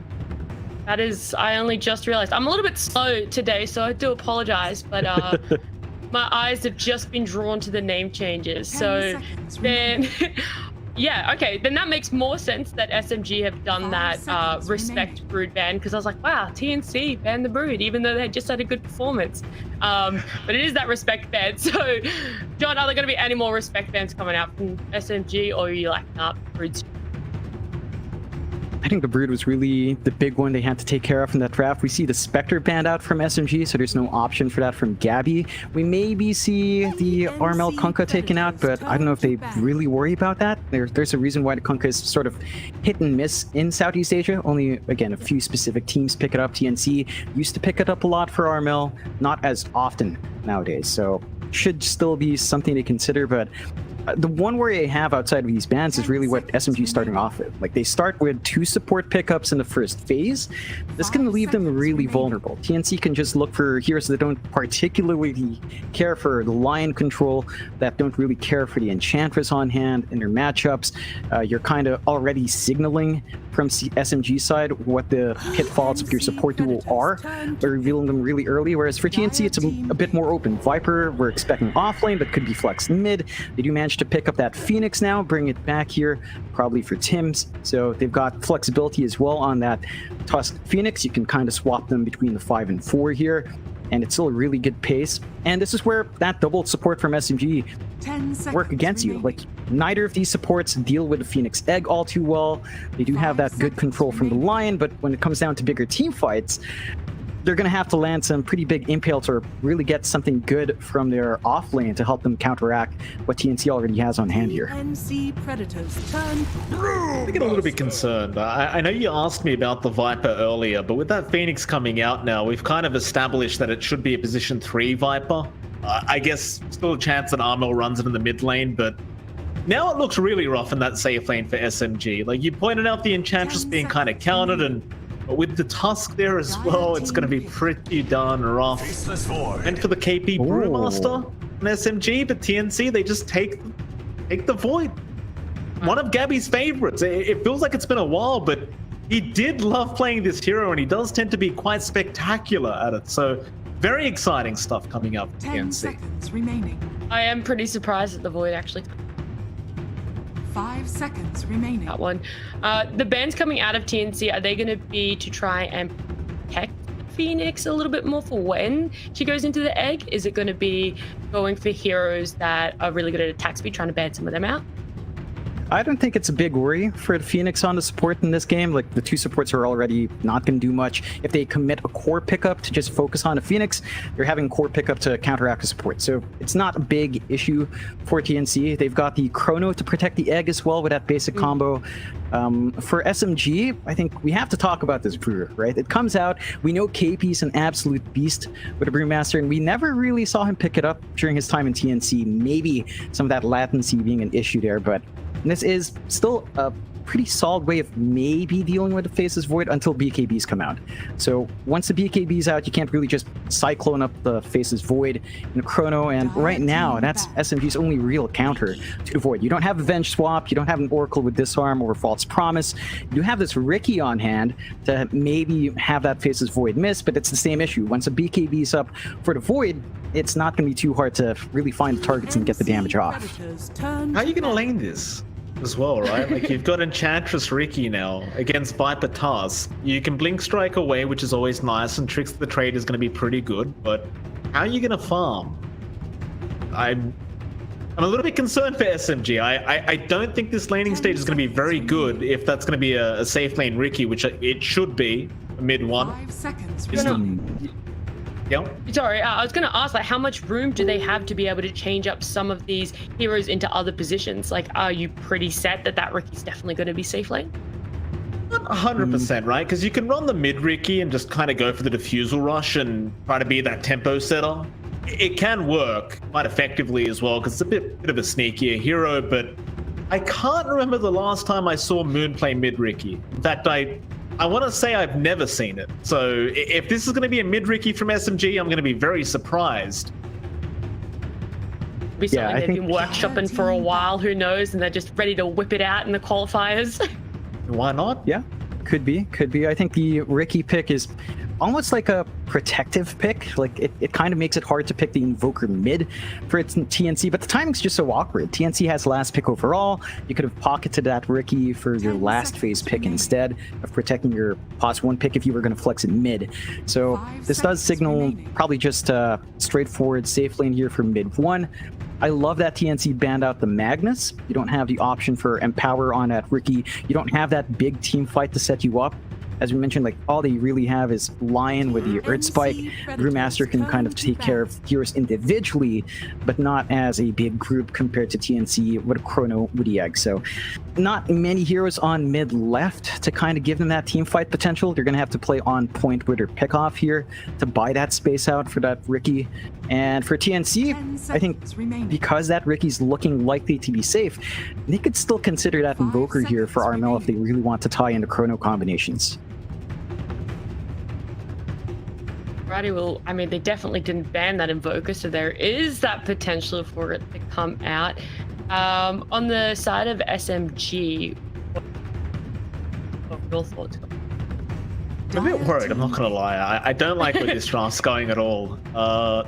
The laning stage is what bothers me. I just don't see the safe lane working, the mid lane. Medusa comes out. Alright, so maybe it is a mid Riki. Maybe it's a safe lane Riki. Who the hell knows? It's very flexible. But at least it's flexible now. Like this gives me a bit more confidence, right? Because you've got to carry like a Medusa. You can just farm forever. 10 seconds remaining. Not much in the way of dealing with that Medusa right now. Even if you do throw out the chrono, it's quite hard to get through the mana pool of the Medusa to get rid of that mana shield. I think it's not such a bad ending for SMG. It kind of comes together. The question is, are you going to have enough front line? Are you going to be able to kind of create enough space for that Medusa to be able to farm up? A lot of pressure on KP and the supports of SMG to really make sure that this Medusa does get farmed up ASAP. And TNC, well, they've got one pick left, so they need someone that can deal with this Medusa in some way. They are taking their time with it a little bit, so maybe they're putting a... They're not too sure. Well, kind of toss up if they run that Invoker. They're not. Ooh. It is the Dragon Knight. John, thoughts on that one? And also quickly, based on the draft, is this just going to be a TNC? Right. I think it's that clear cut from the draft. There's a lot of counterplay potential here from SMG. They've got this big win condition with Medusa. So they've got some good ways of scaling into late game. They've got some decent pick-off potential early on. They've got the win condition Medusa and to an extent the Riki. For TNC's part, closing out with a DK, it's a stable way of kind of laning against Riki. He can't really harass you out. You don't really care too much about the blink strike in. You can kind of zone him out after your breed fire as long as you're not caught out by the smokescreen. You don't tend to see that prioritized early on. It gives TNC a good way of pushing as well. So they've got some way of punishing out what SMG wants. They can take some space away from the map. They've got the stable combo still with Chrono Egg, but SMG has the counterplay with a Brewmaster. Again, as long as the Void doesn't have BKB, you can kind of cycle them up. And the Stone Gaze from the Medusa is going to be pretty good if they manage to time it with a Chrono usage. So it's going to force TNC to think twice about their big team fight engagements. It's going to lead to a bit more of a back and forth. I think both teams have fairly similar timings. SMG has a bit of a quicker start with the Lion and the Enchantress and the Brewmaster to play with, but they're going to have to stall out for the Riki Dusa much more compared to TNC. Their big core in the Faceless Void is the only real core that needs to farm that much, so you can be more aggressive with this fight for DK, and you can look for more of those objectives rather than pick-offs here for TNC. I like it. Mike, any last thoughts before I let you guys go and jump into game 2? I mean, I'll just say I think TNC is probably going to 2-0 this. I think the Dragon Knight's purely there to take down the mid-tier 1 tower and open up the map. We know once that mid-tier 1's gone, Medusa, you know, it gets a little bit scary, and I'd love KP's Brewmaster. I know he's a great Brewmaster player, but he's got so much work to do this game. I just don't know if he's going to be able to do it. Well, take it away to game number 2, and we'll see if you're right in that 2-0 prediction when we come back, Mike. All right, with that, of course, we are going to go into game number 2 between TNC Predator and the side of SMG, and it is, of course, MLP Dota and John X5 once again. John, game number 2, you seem to be kind of favoring the side of SMG. I was kind of leaning towards the draft of TNC. What are you thinking? I mean, do you think this DK is going to be a bit of a problem? Because I do believe TNC's game plan is going to be to try and aim down that mid-tier 1 tower and just open up the triangle and the dire jungle. And I fear that SMG may not have the kind of draft to really defend these towers. Yeah, no, don't get me wrong. Like, I'm giving out win conditions for SMG. I still think TNC has the better draft. Like, just the push potential from this DK early on makes it so tight for a Dusa and a Riki to share farm, and even a Brewmaster. Like, this is not a selfless offlaner into Brew. You need a blink. You're probably going to be eyeing something like your Ags down the line. It's a lot of farm on here that doesn't have the best wave clear on hand. So you've got really 3 big farming cores. I think the best situation here for SMG is that they get a smooth start for the Medusa, they defend their mid-tier 1, and they somehow get this early start on Moon where he doesn't need to sit in that jungle and soak farm away from Medusa. That's what we have to see from SMG. For TNC, you just hit level 6 and you look for those fights. Gotta start out, Boomy. He's gonna Icarus dive away. Just fighting over that Observer Ward is... SMG, they got the D ward off onto TNC, but now TNC knows there's an Observer Ward on that high ground, and well, there you go. Arfu, he'll just deny it off. Won't want to bother with it. That is probably the better play out from SMG, and we'll just go ahead and secure their respective bounty runes now. Speaking of, John, we were talking about that Enchantress in the lane, but it looks like Arfu, he's going to go down to the bot lane with KP. So they're going to throw up the Lion in that top lane. Roger going to be there, along with mid 1 on the Medusa. Going into the Viper Tusk, though. That is a very hard lane for that Lion, let alone the Medusa. No. Yeah, it's not going to be a fun time here for mid 1. You're going to need a lot of levels to really take control there. Tim's can just look to be super aggressive. He's got the early boots, as you tend to see, so you can gap close, look for the tag team, look for that slow pickoff, but they are getting some good damage onto bot. He's not respecting the output from mid 1 and Raji with her control, so you have to be cautious, and it can be a bit awkward for Tim's to gap close as well, as long as it's close to the tower. So this creep control coming out from SMG is kind of helping them get that initial start done for mid 1. Love what Roger's doing as well. Tim's, he wanted to go for that pull in the creep wave to try and secure the level 2 of the Viper. That's what Bok really needs right now, is that level 2 mark. And in fact, Bok gonna lose his courier there to Roger. Not gonna feel great for the Viper. SMG, they're doing a great job of just shutting him down immediately. Bok still yet to hit that level 2, and look at Roger. He'll just run him down now. Without that poison attack, you can't really harass out this Lion. But he needs one more creep. Mid 1, he just got such a great start on that Medusa. Good signs for SMG, just playing that spacing quite nicely, and the Viper will need a little bit more. You can see Tim's going for a small pull here. Oh. Arfu, he was in a spot of danger. Well, Scabby getting very lucky with some bashes. KP gonna try and give a bit of damage back, but I suppose we may as well speak about this lane while we're here, John. Boomy and Gabby gonna be up against Arfu and KP. Do you think they'll be able to apply the pressure onto this Faceless Void, or do you imagine Gabby should just be able to free farm here in this Void? I think Boomy's not going to win out this right-click trade at the very least. The Blightstone's just a bit too much from Afu. Does dive away, he's safe, but it's a bit scary trading like that against the Ench, especially with an early Nature's Attendance. Gabby, for the most part in this lane, shouldn't be too scared. Like, this is the right play out from Boomy. He's throwing his body forward, so you're not getting harassed out by the Ench. It's melee versus melee. Porta faces Void, so you can kind of not worry too much about trading hits. You can always kind of time walk away and just get steady build up. I think one issue for Gabby is he's not going to flash farm like a Dusa, so he has to get a little bit more from this lane, otherwise he's going to start lagging behind compared to mid 1 at some point. Absolutely. Mid lane, Moon and Armel just kind of going at it on the DK and the Ricky.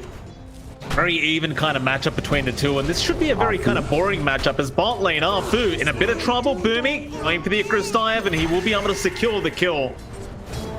Media tips out onto Arfu from Boomy. We're not going to be too happy about that one, as you got the first blood going to TNC, and of course, as the position 5 Phoenix, it's always going to feel quite nice as now Roger goes down. Look at that level 3 mark and really start applying the pressure. And just look at this, poor old mid 1. He's going to try and run, but Tim's, he's going to break him off with the snowball, and a great chance out. Mid 1's gone. That's what you wanted to see, and I gotta say, I love the fact that Tim's, he did not even level up his tag team. Just going for the snowball shards. It's paying off. Just really hard for SMG to play against that. Like, all the movement control, the map denial that the Tusk brings out makes it super hard for Medusa to run away. Early levels for Medusa, of course, not the tankiest. Level 1 Mana Shield, level 2 Mystic Snake to try to counteract, but definitely not enough to sustain that DOT damage. And TNC already off to a really good start. 3-0 so far. Pretty much every lane looking quite solid, even that mid lane for Armel. He's trading a lot more evenly with Moon. It's not as rough of a start, but as long as that DK is not slowing down, he's going to have that blink timing up. He's going to be able to rotate by that level 6 mark, look for the mid tower if he wants to. And you can see SMG. Oh. Bot lane, KP, he's in a lot of trouble right now. He is trying to run, but the bash on the last hit from Gabby. Of course he gets the bash. Classic Gabby Void. Yeah, just when you need it comes out, and TNC, they kind of knew that the Enchantress wasn't around, so there was no sustain, no one else to trade hits with on the bot lane. Afu is already up top to try and stabilize the lane with an enchant creep, maybe looking for that opportunity to be aggressive, but that just leaves so much more room for Gabby, and you can see the top last hits right now on TNC. It's all on Gabby and Armel. Quite a good amount, at least a creep wave ahead for Gabby, which is really good news, as again, you're just not going to have the same flash farm potential coming through compared to mid 1, and having this good start for Gabby enables him to just hit his spikes a bit faster. Mid lane, Moon, he's been caught now. Shards are out. Tech, or rather, fix to the trade was there. There's Arteezy. His face in the mid lane. I believe that was Armel placing that one down. Moon. You had to ask some help there from Rogi, so you had the TP rotation in from their Lion. So he doesn't really amount to much. He is kind of just sticking around here with Arfu to make sure that they cannot catch out Moon, but they're going to go in again. Snowball is out. Earth Spike is going to be there just in the nick of time, but the Shards not going to connect. Moon will get away with the salve and will Blink Strike in for the range creep. We'll still have the salve going. A risky plays here from Moon, but it does pay off. It's on the edge. They're really committing hard for mid now. Afu is going to go for that bounty rune. They found Tim's right next to the Ancients. He could try for a deny. We'll see how lucky he can get, but the Ancients, they're just asleep right now. They're not going to wake up. This little pick up there from the side of SMG, and because that is the one of the strongest suits about the line and Cantress support duo is you can just roam around the map as two and really set up kills for yourselves. It's exactly what they do. Yeah, they're starting to get control in that triangle area. They have a nice forward ward to watch the stacks that might come out, and bot lane. kind of do that before.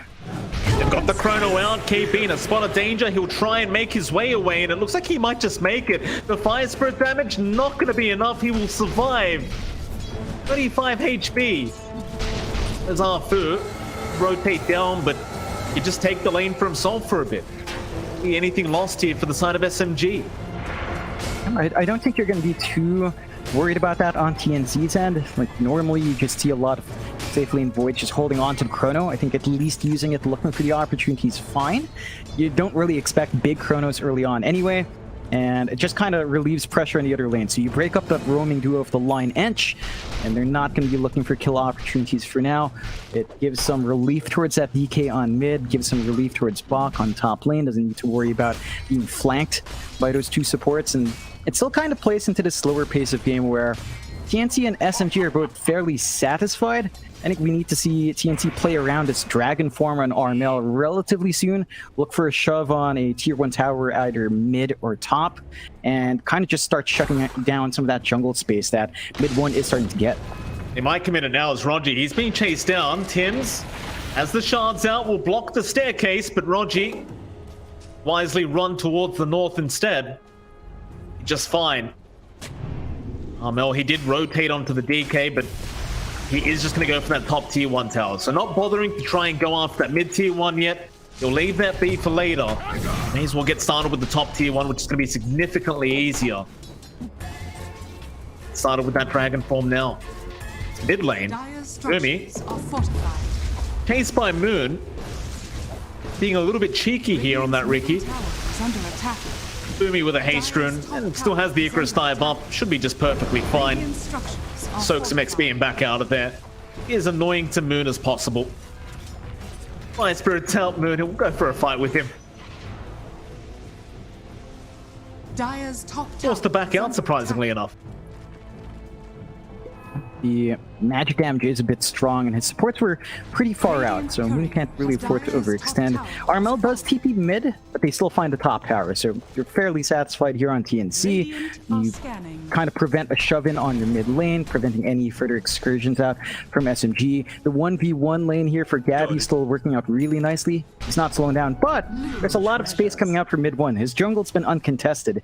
That could be an issue here for TNC if they just leave this Dusa alone for too long.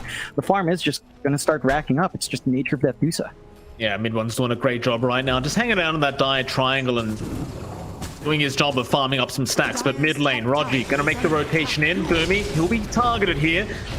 Icarus dive away though is gonna be there in time, and now the shards are out from Tips. Lock them down for Gabby to get the two-man chrono off, and the tag team will even be popped. They will find one and they'll find a second. Oh, nice to go on Darfu. Just TP away. Already found two great targets for themselves, and with KP and Rogi down, we had a bit of mid T1 tower pressure being applied. They've got the push potential on hand. They do not have Dragon Form for a few seconds, so there's enough time here for SMG to respond with a bit of a defense. You can see Moon just being far forward, is under a sentry. They've got an idea as to where that Ricky is, and TNC just, again, playing a lot more safe, a lot more disciplined. They don't force the issue. They go back to farming. They go back and try to build up the advantage. SMG, though, you find it smoking themselves. Dude, but Moon's been caught out already. KP can rotate in, has the primal split, and will go for it right onto Pock, but a nice snowball back the way of Moon. They want the Ricky dead. Tricks the Queen is out. That should protect him long enough, but Boomy, he actually Icarus dived in there and does get hexed up and will cost him his own life. There's now Tim's. He's stuck around as well. A small mistake from TNC, but it is going to cost them heavily. It's SMG now. They're the ones to take the first mid tier 1 tower. And that's not what you like to see if you're a TNC fan. It's exactly what's happened. Just really good punishment out from SMG, knowing that the other cores of TNC split up to farm. There was no chrono to play with for the team fight there, and they don't have the levels and the supports to really counterplay Woody Egg with a burst damage that Walrus Punch can afford you as well. So they find a good opening. They get a couple of good kills. They get the mid tier 1. That's more space out here for mid 1, especially just staying safe in that triangle. And it opens up the bot jungle just a bit more. Afu gets a forward excursion, takes out some camps. They are under vision right now, and TNC for their part, well, they are smoked up. They've got level 6 on Timps at the least. You can try to burst someone down with punch. I'm gonna try. Radiant structures Good scan. Into the triangle instead, mid 1. Dire's middle tower is under attack. At the right moment, and it's kind of like you said, it was a very nice scan out. Afu, he'll hang around, but he's happy to break the smoke of TNC if he needs to. Instead, they'll run the other way. The mid lane where they might find Rogi, and there's your snowball out, but Rogi, he'll go for a run, but it won't matter. They reach him. Dire's middle Dragon Form pops immediately into that tier 1 mid tower. Yeah, nice and easy stuff for TNC. SMG, they're still going to try and defend this with mid 1. My sprites are with us. Presence may be enough. In fact, on the right side, Afu being caught out, but the tag team going to be within range. So Gabby able to finish the job and unwilling to commit the chrono for that kill. It really won't matter because they still found the mid tier 1 tower on the side of TNC. And you've got the chrono to play with. In fact, Gabby, he's TPing up top. They want Moon. They want the CEO. They want him dead ASAP, and TNC connects the snowball with the Walrus Punch out. Moon, he's going to try and blink strike away with the TP. Can they get a stunner? Can they get a bash? They will get the stun. Nice pick off there from the side of TNC, and going to be an immediate pause out from Boomy. It's shaping up really nicely for TNC. That movement mid especially was a bit surprising. It looked like they could have waited for Armel's blink, but they still find a kill. And now that blink is flying out for the DK, so they've got a lot of options to initiate. They've got a lot of ways of starting these fights. They've got Chrono ready to go here on Gabby. He's going for the Sanj after this Maelstrom, maybe looking for the SNY, perhaps a disarm. Devon's Halberd would be really helpful as well against this Medusa. And overall, I think TNC, they are ahead, but it's not a big amount. Less than 1k coming out. This is mainly down to the fact that mid 1 has had pretty much free farm in the jungle, not really being contested too much. This is at the cost of his other cores not farming. Moon's a bit behind on that Ricky. KP's lagging behind on the Brewmaster. Nowhere near the blink timing you'd want for the Brew. Instead, opting for that Spirit Vessel. Ags is also still a bit of a pipe dream there.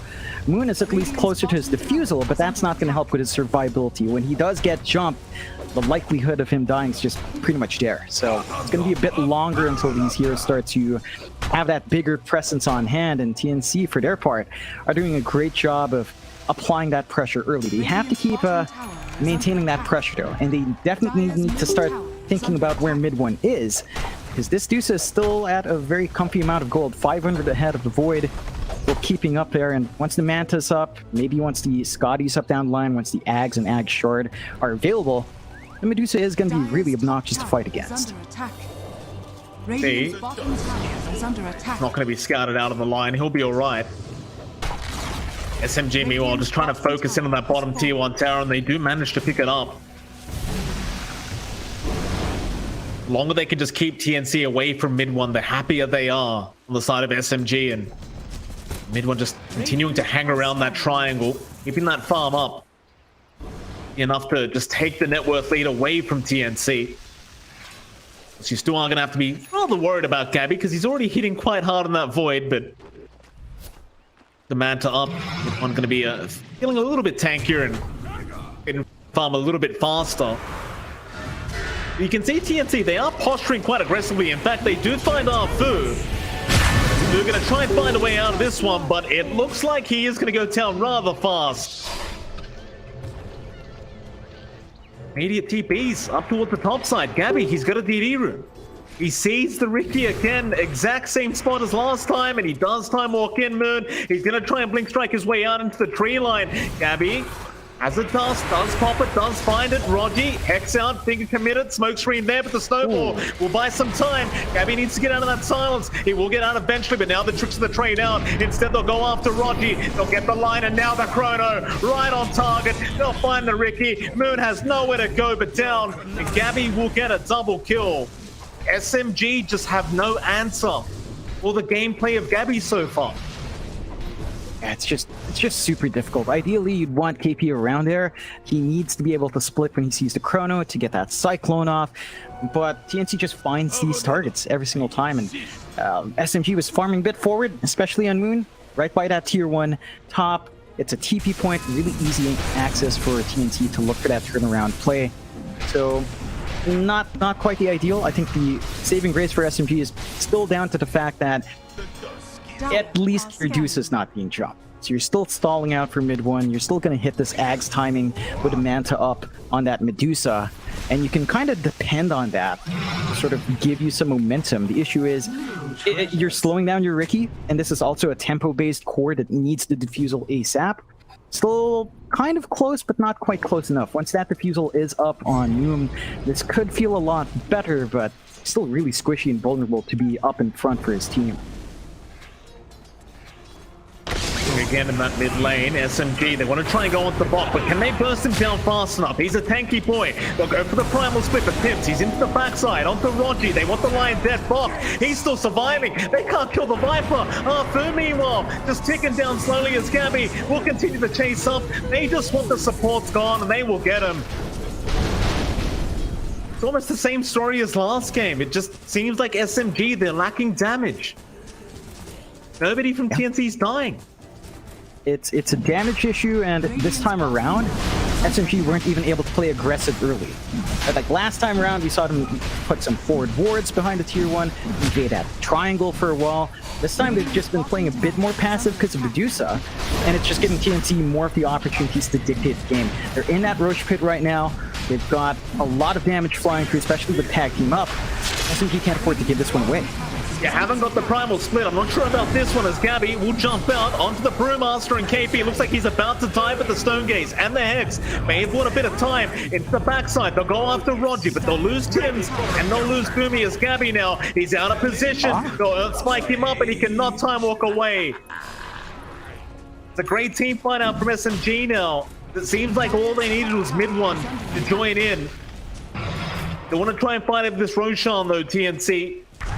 No one will allow this to go for free, and Boomy is looking for a way to dive in, but there is help around. Aegis is going to be taken. Moon has got it on the Ricky, and now Boomy in out of position and does get fingered down. It'll be a dieback on the Phoenix, and suddenly the tide seemed to be turning to the side of SMG. Yeah, it's back to a bit of over-eagerness from TNC. I think we talked about them being disciplined. That time was not very disciplined. Gabby was chasing down the line into the high ground ramp, a bit way too far from his team to get the follow-up he needed, and SMG, they suddenly turn around, take Roshan, take a 2k net worth lead.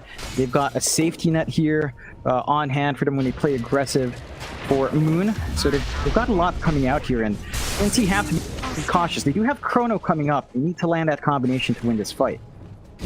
Moon hunting with a DD rune. Gabby, unwilling to try and go after that Ricky this time around, will leave him be. TPs are coming though. He's starting to group up. SMG, they see it. Enough for them. They'll just back right out. So SMG, they still get it, right? With the Medusa, you know you can go very late game. It's Medusa after all, so they're more than happy to let mid one continue to farm up. No real rush for them to try and fight unless you're fighting over things like the Roshan. That SMG just going to kind of play the cat and mouse game right now, just trying to avoid the side of TNC.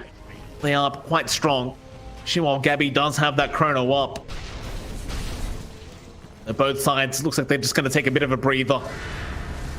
They say that, but the jumps in. Armel, he's found Rogi on the line. Snowball is going to be there to follow up and does end up connecting it. Now Moon, he's jumped in. They've killed off Rogi, but they might lose Armel for that DK. He is taking a lot of damage from the CEO himself, but Armel is still alive somehow. There's your egg up. They're still trying to man fight. They'll eventually get him, but now Gabby will run in, but no, there's your Cyclone out from KP to hold him up in the air. They don't have the damage that's required now. Instead, they'll go after Arfu. Ash out. Can you kill this Enchantress with a nice shard up? Maybe you can, but the Ravage up from Rogi will hold them back as Moon on the backside does kill off Bok. Gabby, meanwhile, still trying to get Arfu, but it is taking way too darn long, and now they get the Hex out. That'll be Gabby gone, and Arfu gets a sweet, sweet tip out. Onto the Void as Boomy. Gonna try and run and could eventually die. Rogi just waiting for that Earth Spike to be back up, and he does eventually get it. Very bad news here for TNC, but great news for the side of SMG. And it's TNC again, just jumping the gun a bit. Their initiation, not the best this time around. They hold on to the Chrono, so they at least have that tool for the next fight. But Gabby's targeting for heroes is a bit awkward. He's trying to chase down the Enchantress. Bok wasn't around to use his Nether Toxin. He was silenced up. He didn't have his Guardian Greaves off cooldown, so he's got to be more disciplined now with a Guardian Greaves usage to counteract some control coming out here. It's just really awkward when they can't get that break on the Ench. He just stays alive for way too long, and you're seeing the disruptiveness of that Brewmaster now. When he splits, he gets the Cyclone off. The Void can't do anything. He needs that BKB up, and Gabby's still a ways off from finishing that BKB up. So maybe a bit more patience here for TNC, but SMG, they've suddenly got the 7k lead on hand. They've got a huge Medusa on hand. Mid one's at 13.6k compared to Armel. The next farm here is 9.5. The Ags is up. So the annoying Mystic Snake spam is out, and it just makes it near impossible for TNC to play against. The Moon just rushed down the side of TNC, just trying to find a target. He won't blink strike in.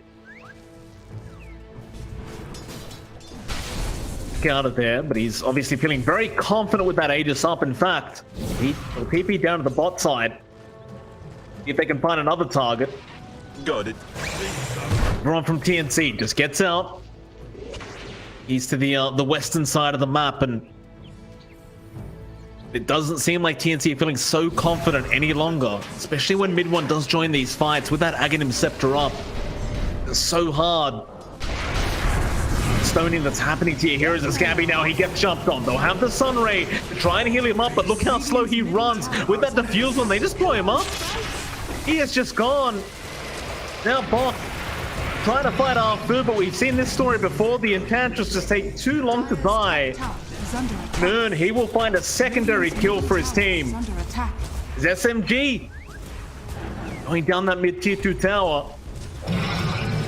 TNC, it's looking tough for them. I mean, Gabby, he needs a BKB or something, and Moon, he's just in on Boomy. It's awkward for TNC. They have no way of stopping this Ricky's initiation with that Blink Strike smoke screen. They don't have 4 staffs up yet to save. They need some way of getting out of that silence to use their spells, but SMG's just playing so fine here. To another Tim's. just can't survive the damage output. I love what Moon's doing. He's just so confident right now, understanding the advantage he has. Jumps in off those T4s and now Bok trying back off, but such a hard kind of defense to make for TNC, but they'll try. Armel jumps in with the stun, but there's your smoke screen out. Make sure no Chrono is there to follow up in mid one. We'll pop the Stone Gaze. Armel just turning his back, but there's Moon jumping in again with the tricks of the trade, and it will be enough damage as they go in with the egg now. But where's your Chrono? It'll be committed onto mid one, but where's your damage output? He's taking none, and now the Tornado. KB just disrupting the void mid Chrono. It's going to be onto Bok again. The Viper's in trouble, and now Gabby has been caught out. He'll go down. There's no firebacks left. They do at least kill off Moon, who dived way too deep. Perhaps that'll be enough to try and defend this mid lane of Rax, but it seems the mid one is going to be able to finish it off and should be able to just back off to safety for SMG. The good news for TNC is that they still have tier 2s all around, tier 1 up top as well, so there's no further objectives for SMG to take. They're not going to bleed out anymore. The issue is there's a 15k lead for SMG. This Medusa is just left alone for way too long. They did not invade that jungle. They did not gank Medusa except for that one kill in lane. So now the Scotty's up, level 20 is up. You've got plus 35% Mystic Snake mana gain every single time that comes out with the Ags. You're just going to be frozen. Mana's topped up. Mana shield's going to be much more effective. And for TNC, they need a lot more here. They really need this BKB on Gabby. They need to finish a 4-staff on Bok. Once you maybe have those 2 items up, you can counterplay against that Ricky. But there's a lot riding on SMG right now, and they've got that bigger late game win condition. Like, yeah, Faces Void with Chrono can kind of take the ultra late game, in a sense, because of how effective Chronosphere is throughout the entire game.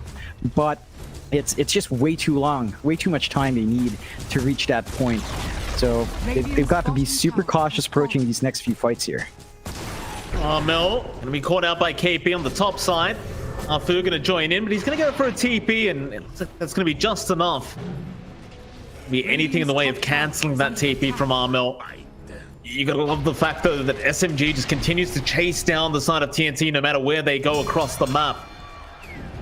Understanding their advantage, making sure to just kind of choke out TNC and not give him that breathing room.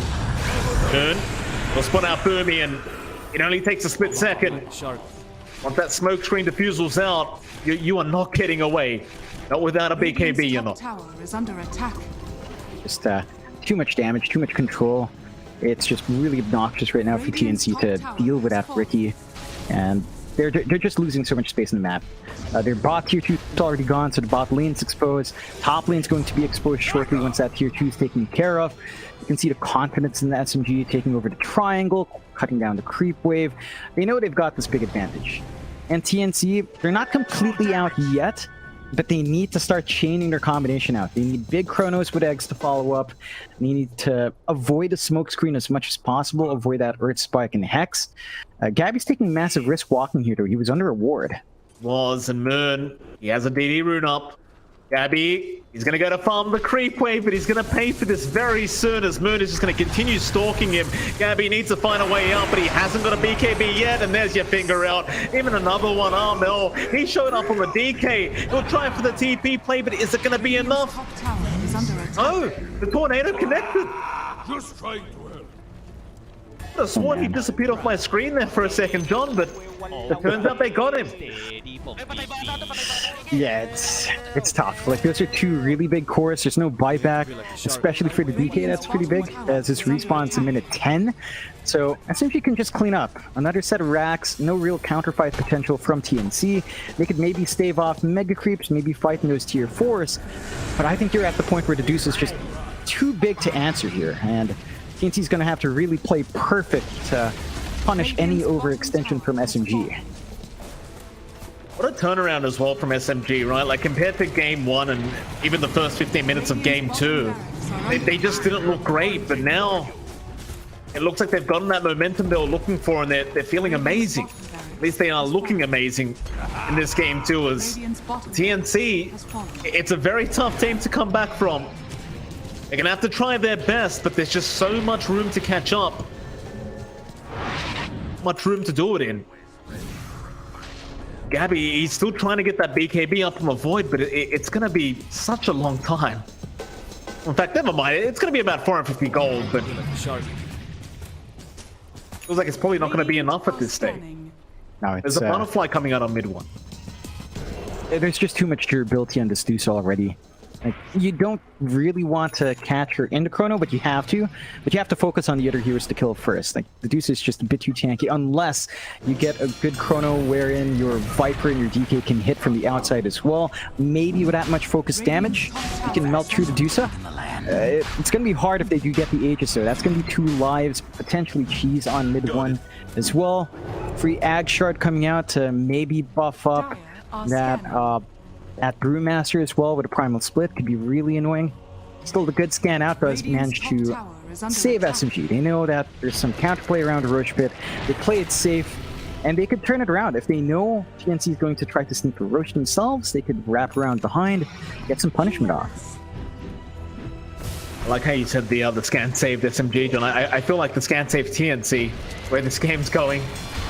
They are going to make their way up to the high ground right now. Moon looking for a target. Will Blink Strike right into the Phoenix, but a nice 4-staff away, and there's your egg being thrown out immediately. It will be enough to survive for now, but meanwhile on the backside, Rogi has been caught out and will time the Lion. Will these kill off Boomy, and now they'll find Tim's. Great start here for the side of SMGs. They'll find another. Will die.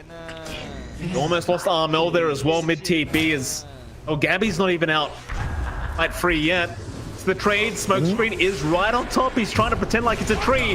They do see him now. They're trying to make the run. BKB up in immediate fashion. Now the Chrono being committed. He's going to try and kill down the Ricky, but Moon is actually quite tanky now. He just won't die. Snowball forward through the creep lead back onto that Ricky, but it's just not enough. Tim's, he's in a pretty awkward position as now. Bomb. We chase down the Viper. Another death for bottom. They call. They've had enough. This game is all over the place for TNC and SMG. Well, what a turnaround, John. Just looking fantastic in this game too. Yeah, they played really disciplined. They were taking some early hits. It feels like the reverse of game 1. TNC were the ones with faith in Gabby and the Spectre to carry it late. This time around, SMG had faith in their Dusa, and they had the patience to get mid 1 to where he needed to be. And once he was farmed up, he wasn't contested, and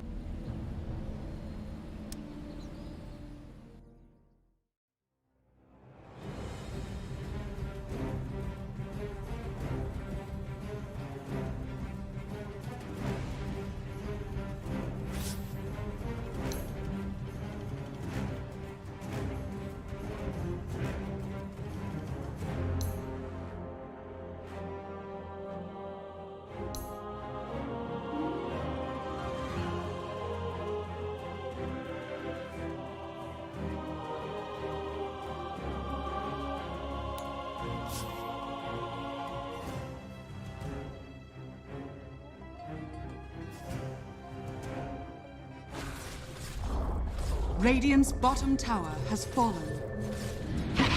My eternal haste! Over here!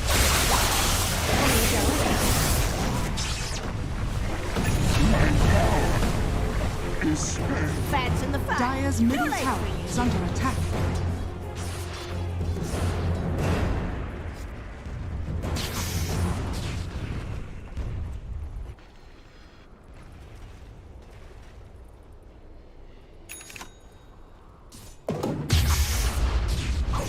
Radiant's bottom tower is under attack.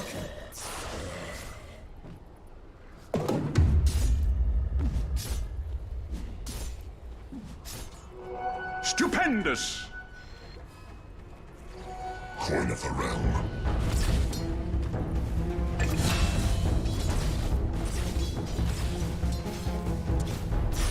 That'll take the wind from their sails.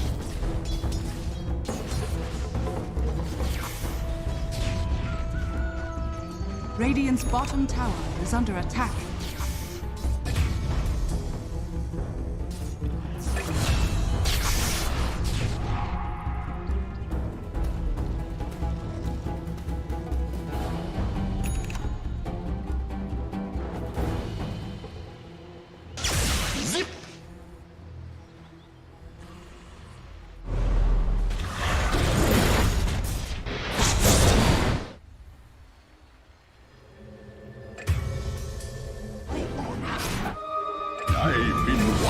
this.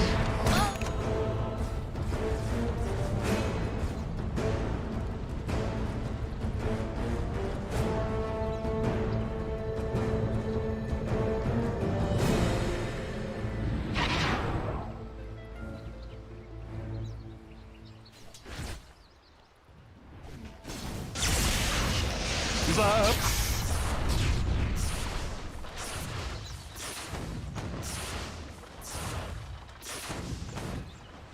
Over here now. Radiant's middle tower is under attack. Touché.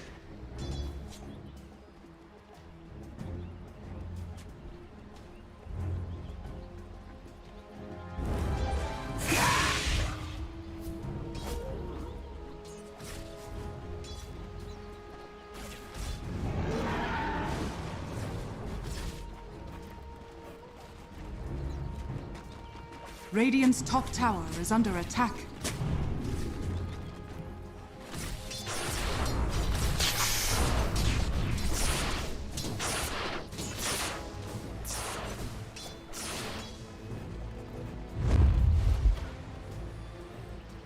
Dire's middle tower is under attack. Death and gold are linked.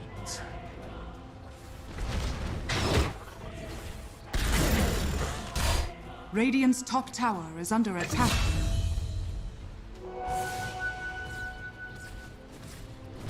Radiant are scanning. Invisibility.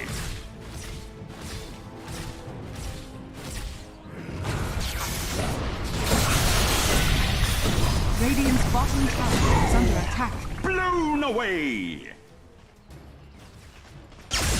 Ho-ho!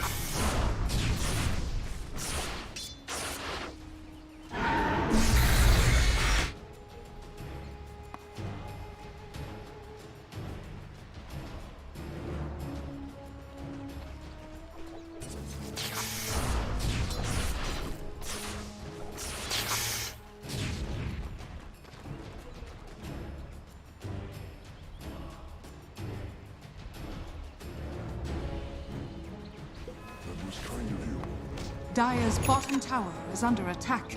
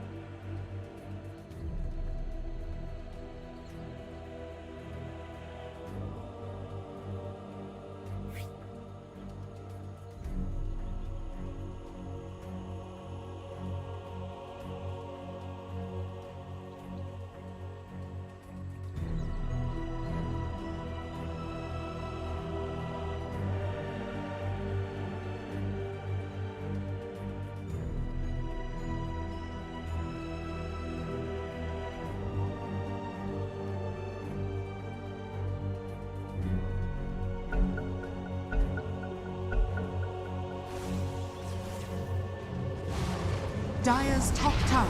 Dire's top tower. Dire are scanning. Let the fun begin.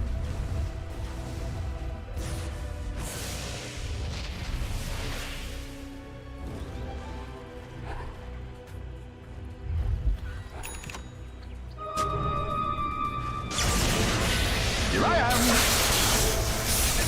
Looking for me? No whining now. Radiant's bottom tower is under attack. Dire's top tower is under attack.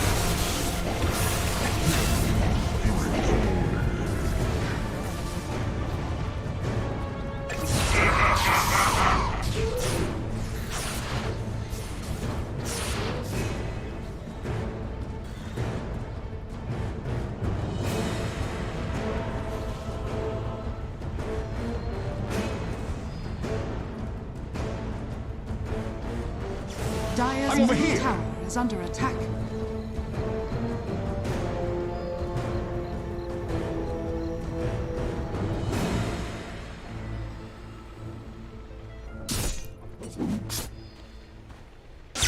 Zap!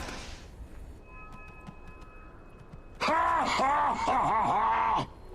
Gold and sweet. Coin of the realm.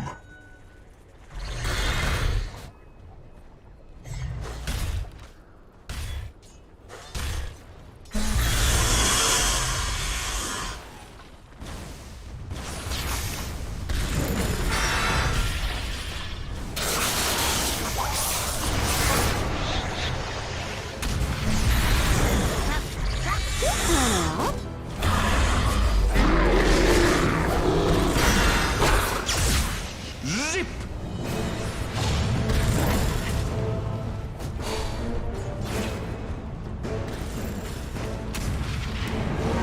Radiant's top tower is under attack.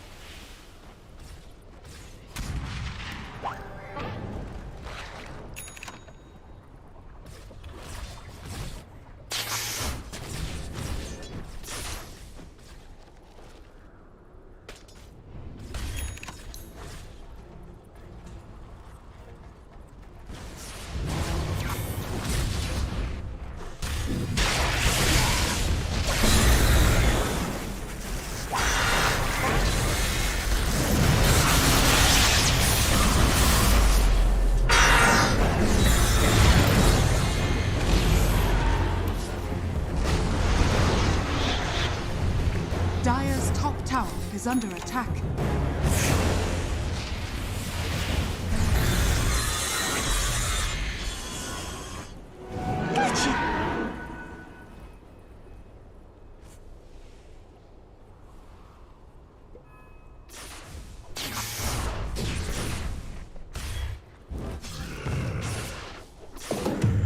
Radiant structures are fortified. While you were off perfecting Radiant's middle tower is under attack. dying.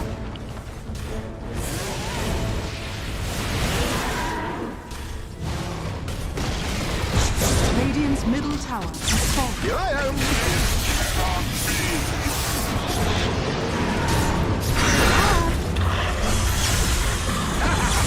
Zip!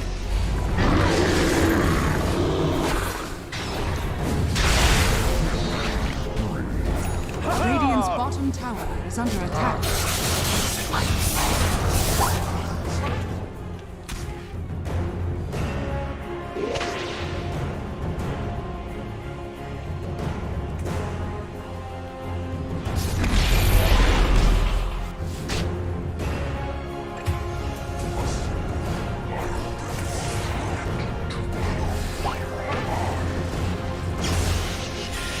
Touché!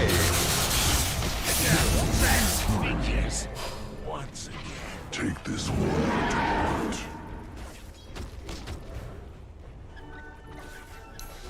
Coin of the realm.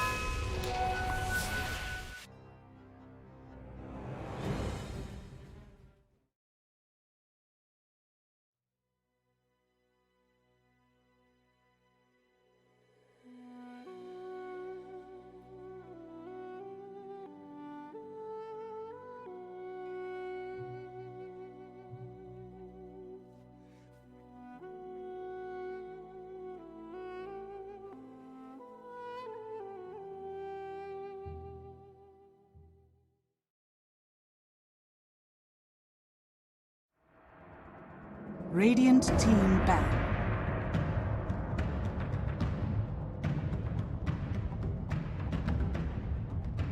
TNC Predators turn to ban. Although that's probably how it ended up coming out. Team ban. TNC Predators turn to ban.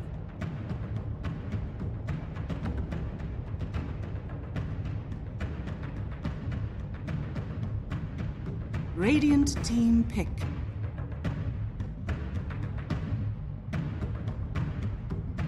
Welcome back, everyone. We are tied at 1 apiece for Team SMG and TNC. And before we jump into the draft, I want to bring back something that Mike said a little bit earlier in Game Draft. And you said that you'd never seen Moon on Ricky before, but you were absolutely impressed with his. Do you think this is going to be the doorway that opens to a whole lot of new heroes coming out from SMG?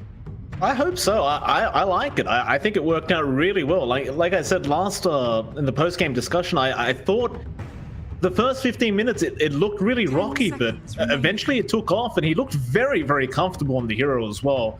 He may have played it before, and I just have a terrible memory.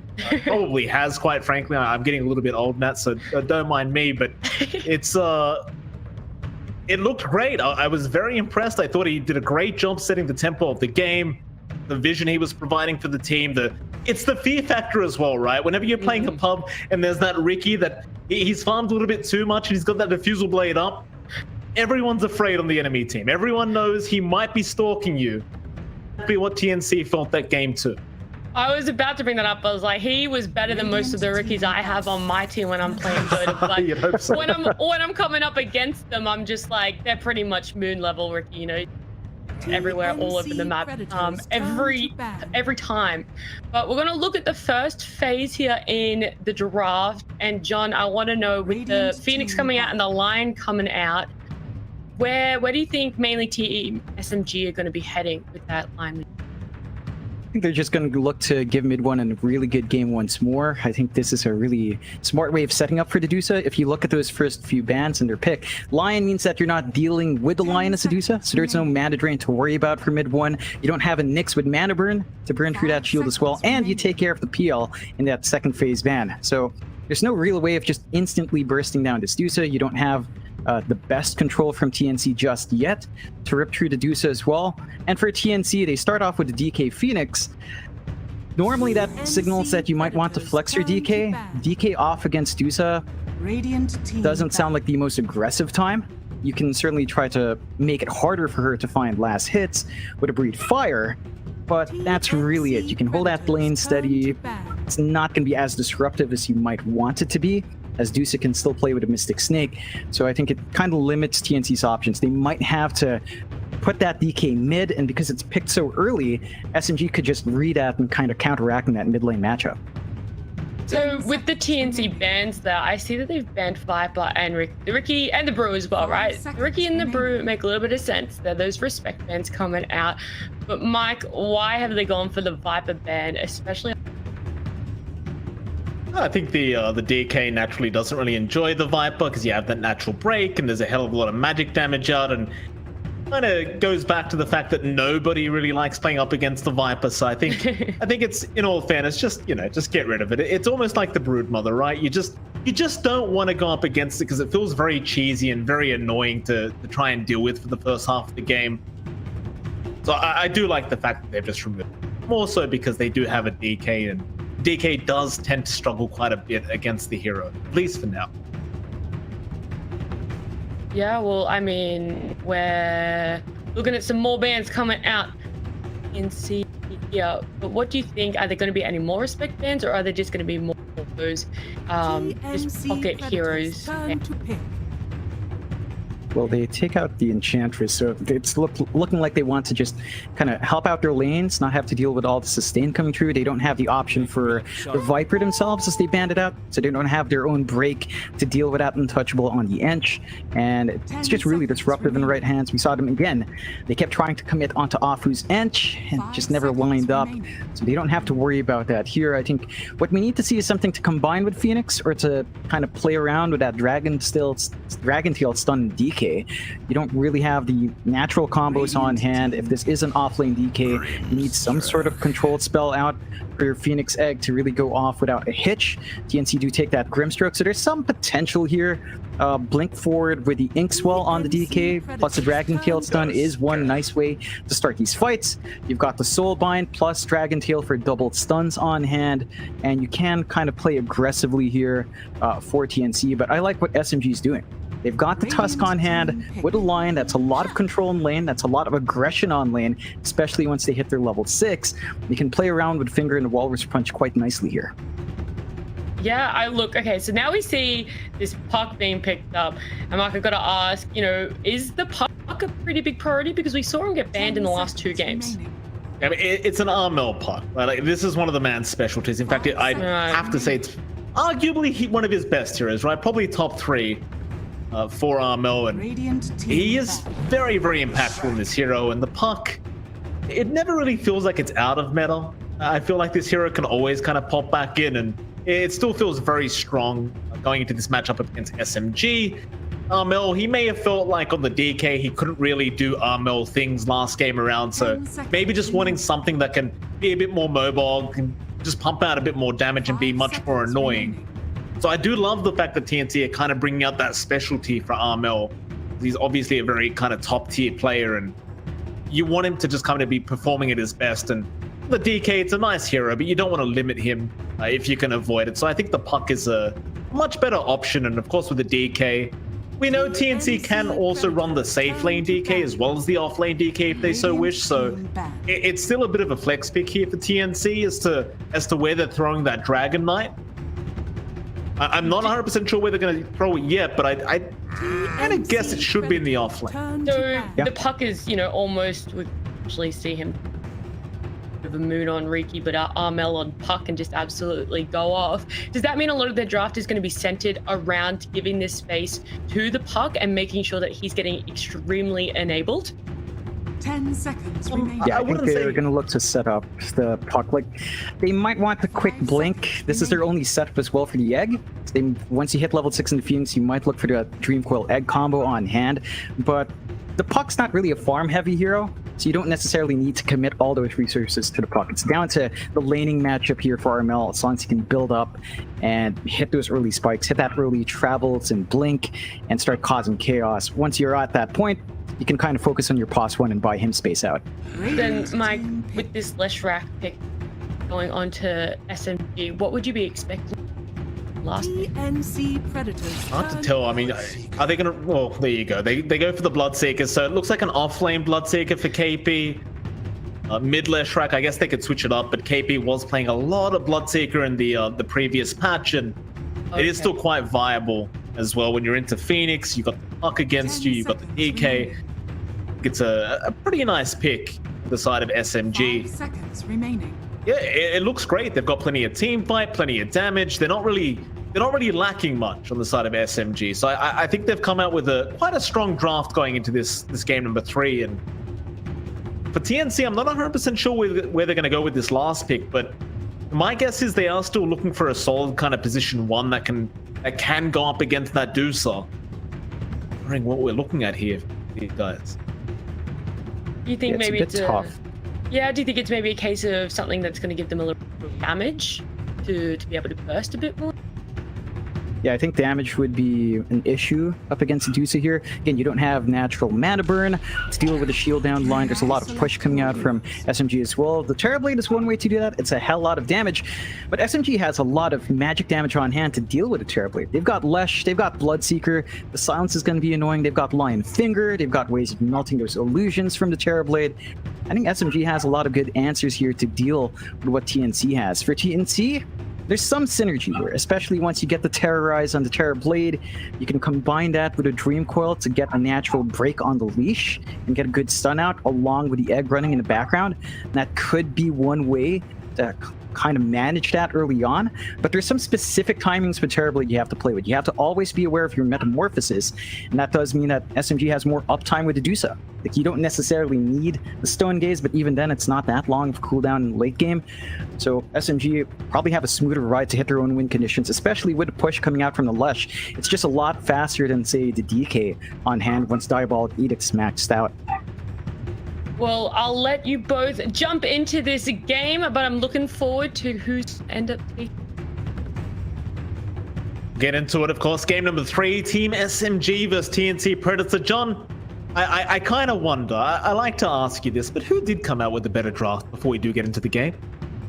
I'm actually going to stick with SMG here. I think they've really enabled this Medusa pick with their early bans. No Nyx, no worry about mana burn. There's no real room for an Invoker to come out with EMP. There's no PL on hand to swarm her with illusions, with Diffusal burn. So it's really protected as a first phase pick. They've got this Leshrac on mid to help them push towers. They've got so much magic damage to deal with a Terrorblade that I'm really worried for Gabby here. I just realized Gabby's chosen emblem on his name for the team supporter pack is actually SMG.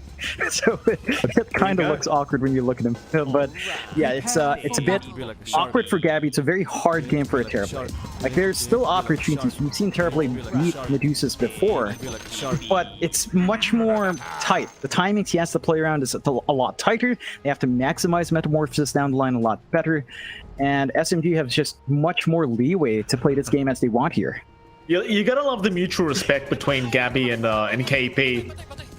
Obviously, Gabby having a very tough time because of KP last game around. It just felt like every Chrono that was thrown out, you'd see the Tornado being thrown out by KP just to kind of ruin it. And there you go. They're just having a bit of back and forth between the two.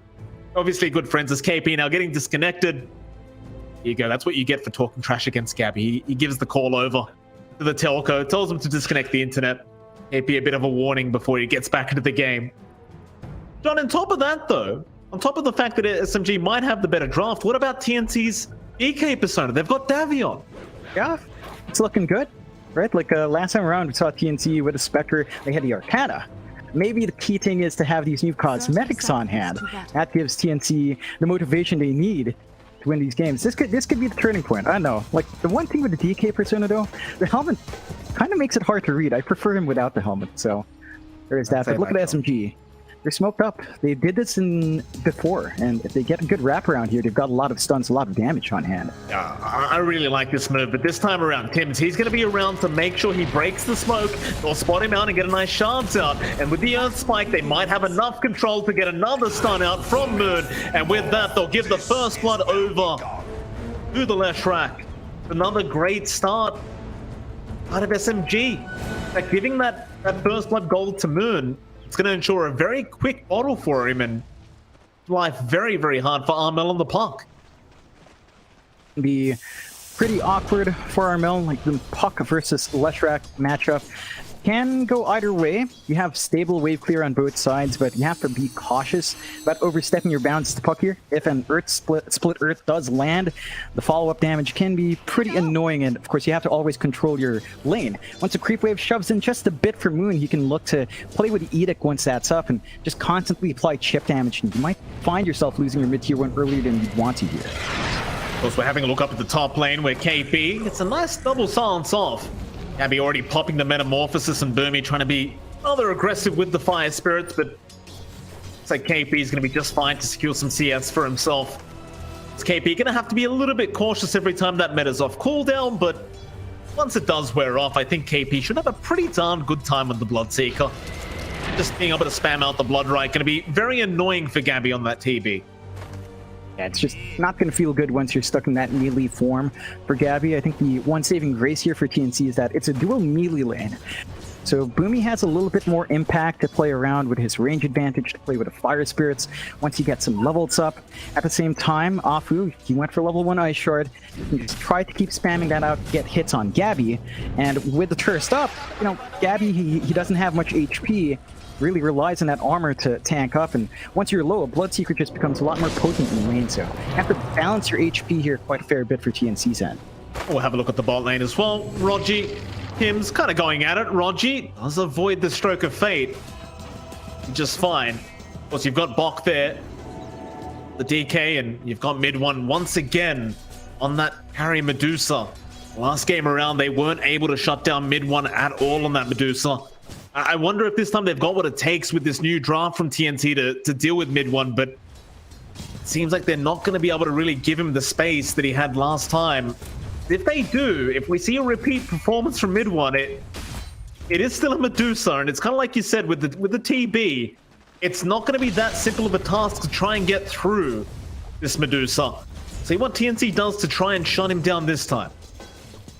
I'm looking at Bok's build-up. He did go for Dragon Tail and 2 points in Dragon Blood, so there's no real Breed Fire to prevent mid one from applying his harassment with his right clicks, clearing out the creep wave. He's playing really nicely with the Mystic Snake. And this does allow you more aggression with Dragon Tail plus Inkswell, but you're not really seeing it, although Tim's chasing Raji. And he is, Raji being caught out. Nice Earth Spike though, and mid one going to be around to help out as Raji does go for a nice salve up, and Tim's is trapped between the creep wave and the trees and does end up going down. Very nice setup there from Raji, and it costs him a salve, but in the end, who the hell cares? He's going to be just fine. It's a nice pickup. It does get split up, so you're not too upset for TNC, but this lane's just going really well on bot. In fact, all the lanes for SMG feel like they're off to a really good start so far. Just managed to keep all these heroes in check. Gabby's not having the freest farm as well. Barely above the Dusa, which is decent, but KP's already getting enough space to just hold that lane solo. Gabby, when Metamorphosis is up, he can look to play aggressive, but not really looking to set up just yet. And every single time Blood Right lands, again, you're a low HP hero, high armor. Magic damage just makes it so annoying to hold that lane for Gabby. Right aside, at least Armel's having a pretty good time in that mid lane of the park. Only top CS on the board. I must say, Moon not really that far behind either. He's just 4 CS behind at the moment, and with this wave, he should be able to easily keep up with that puck. There's going to be a lot on the shoulders of Armel this game, right? Like, you are really requiring him to just make those rotations and set up these kills for TNC. This draft of SMG and the way the lanes have gone, it could be a very tough time if Armel can't set up these kills. He needs to be active on that puck, especially once he hits his level 6, level 7 with the Dream Coil up. You're going to have to look for a nice pick-off in the side lanes. You do run the risk of giving your mid out. You maybe want to play more passively instead. Just protect that mid, keep the lane at equilibrium to prevent a shove from the Lesh, but that just kind of runs the risk of letting these side lanes just fester for longer and just kind of give SMG too much to play with. So there's a lot of choices Armel's going to have to make. At the least, he's slightly ahead of that Leshrac right now.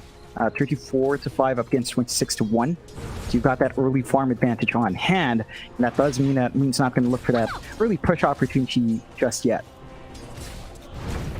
Bottom lane, Spike is out.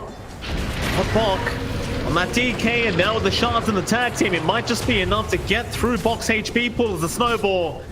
It's gonna be there to follow up, but he's a very tanky DK, and we'll be able to back off as now Armel make the rotation in. He only got one with the Dream Coil, but it will give him a kill.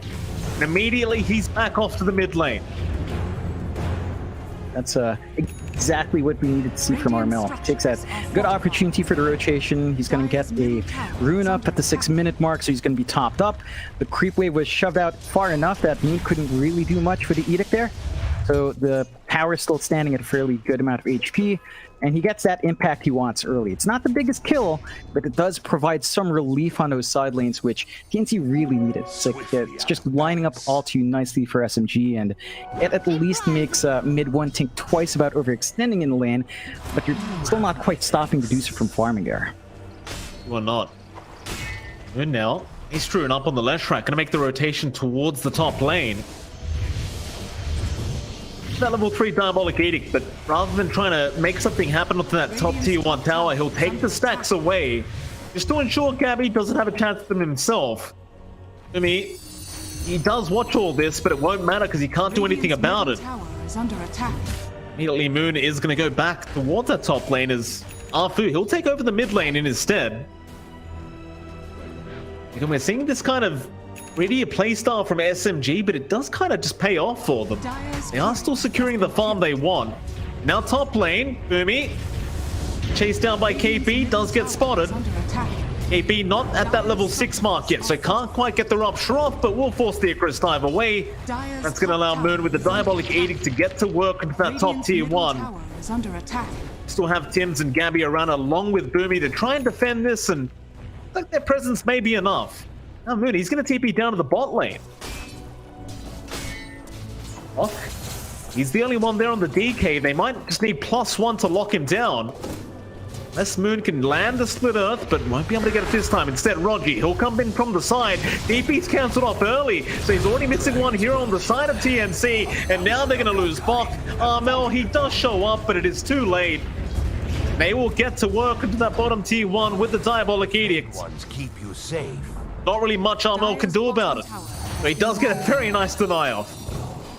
And this is the momentum we were talking about from SMG. They've got such good push coming out with Lush, especially in comparison to the DK, that once you start losing these towers, TNC's map shrinks a lot more, and it expands for SMG. You get more space for mid 1 to feel safe, you get more flash farm for the Medusa to hit those item spikes, and TNC's just in a really awkward position right now. Ball does connect, but Arthur now wants to back off as Gabby. He's on the high ground with the meta, just ready to go. Mel will take another nice kill on the puck. Second kill of the game for him on this buck, and still going relatively smoothly for both sides. Gabby just barely ahead of mid 1 on the Medusa. It is still about the mid lane matchup, right? It's still about Moon and Armel being able to set the pace for their team. It looks like Arthur and Moon will go for a smoke up. Question is, where are they headed? They might go for Gabby, but they're going to head towards that top lane where KB does cancel off his TP and now goes for a rupture. Gabby going to be stuck there. He'll try to get out of vision. Arthur, Snowball, not going to be there in time. We'll just roll the other ways. They'll go after Tims instead. Bloodright not actually going to get the vision as Tims. He just ran straight south and they haven't found him. Keep you safe. Tims is somehow out of there. They're still having a look around. Has fallen. Courier not going to spot him either. Tims, he will survive. At top tier 1 tower, probably not going to be so lucky. SMG, they really wanted that kill. Gabby's still kind of given a lot of space here, all things considered, but they'll be able to find that top tier 1. Still, Armel's here. Toil out Armel. He's got a massive target there as Bok. We're trying to help out with the Dragon Tail, and that should be enough to lock him down and get the damage out. SMG thought about jumping in, but there's not really much they could have done. That is a huge pickoff now for the side of TNC, and you gotta create a bit more space for them to be able to just secure that farm onto Gabby and Armel. Under attack. They're doing a good job of just protecting the TV. They're not looking to play aggressively themselves onto the Medusa, so you're kind of trading farm, and we're seeing mid 1 slowly catch up. Like, the last hits are racking up, the triangle is fairly protected, there is a ward here from TNC to watch. They're not really able to do as much with that information, so I think overall you're still kind of happy on SMG's end, and it still kind of boils down to what you were saying, the mid-core matchup. Moon still needs to find some towers to melt with the Edict. Mid-tier 1 still standing, top tier 1 still standing. In that sense, it's feeling pretty good for TNC. They even out the bot lane push down the line, so relatively even in map control. I think that serves to benefit TNC a little bit more, considering that SMG are the one with a bit more of a push advantage for this draft. Rupture, top lane, they've got Bok. They're very kind of tanky here to go after. They're not gonna pursue it. Bok's just gonna stand there. It'll be alright.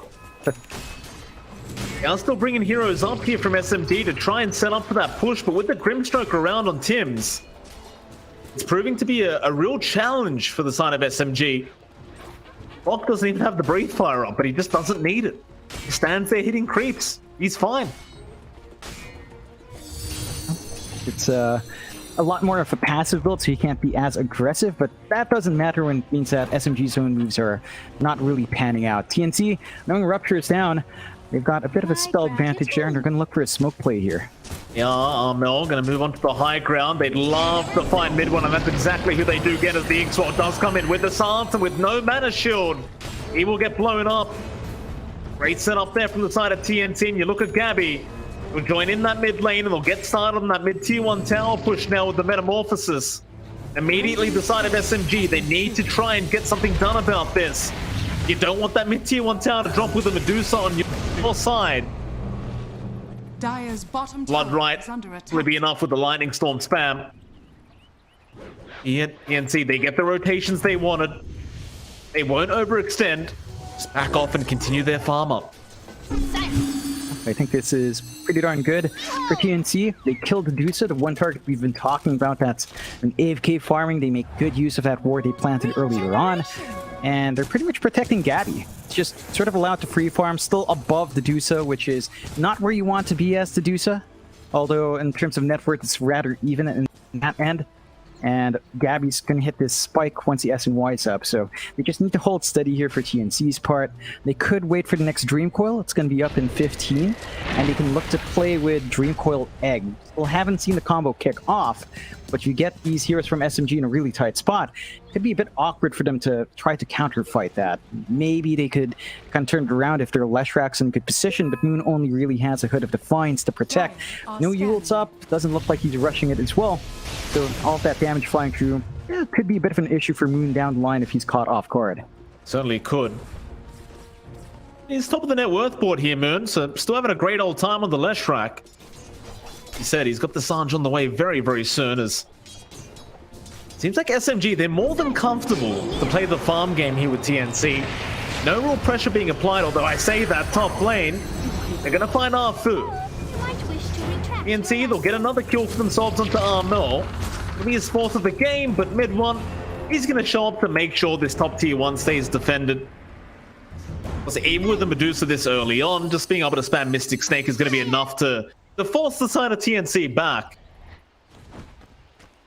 TNC could keep just kind of making SMG run across the map defending towers, but SMG, they seem more than happy about it. They're just fine with this. In the end, I mean, it's still space out for the Medusa. They're not quite really trading objectives on either side. And again, it's a bit of a equal state for both teams now. It's not swinging out too much. Map control is relatively the same. Both cores are farming up at a steady pace. The one thing that does line up to, though, is that I feel like a Terrorblade with equal amounts of farm with Medusa, at least at this point in the game, is going to have a bit more impact. It's just down to the fact that Metamorphosis is a lot stronger earlier on. The damage boost is huge. Medusa needs so many more items to really hit that stride.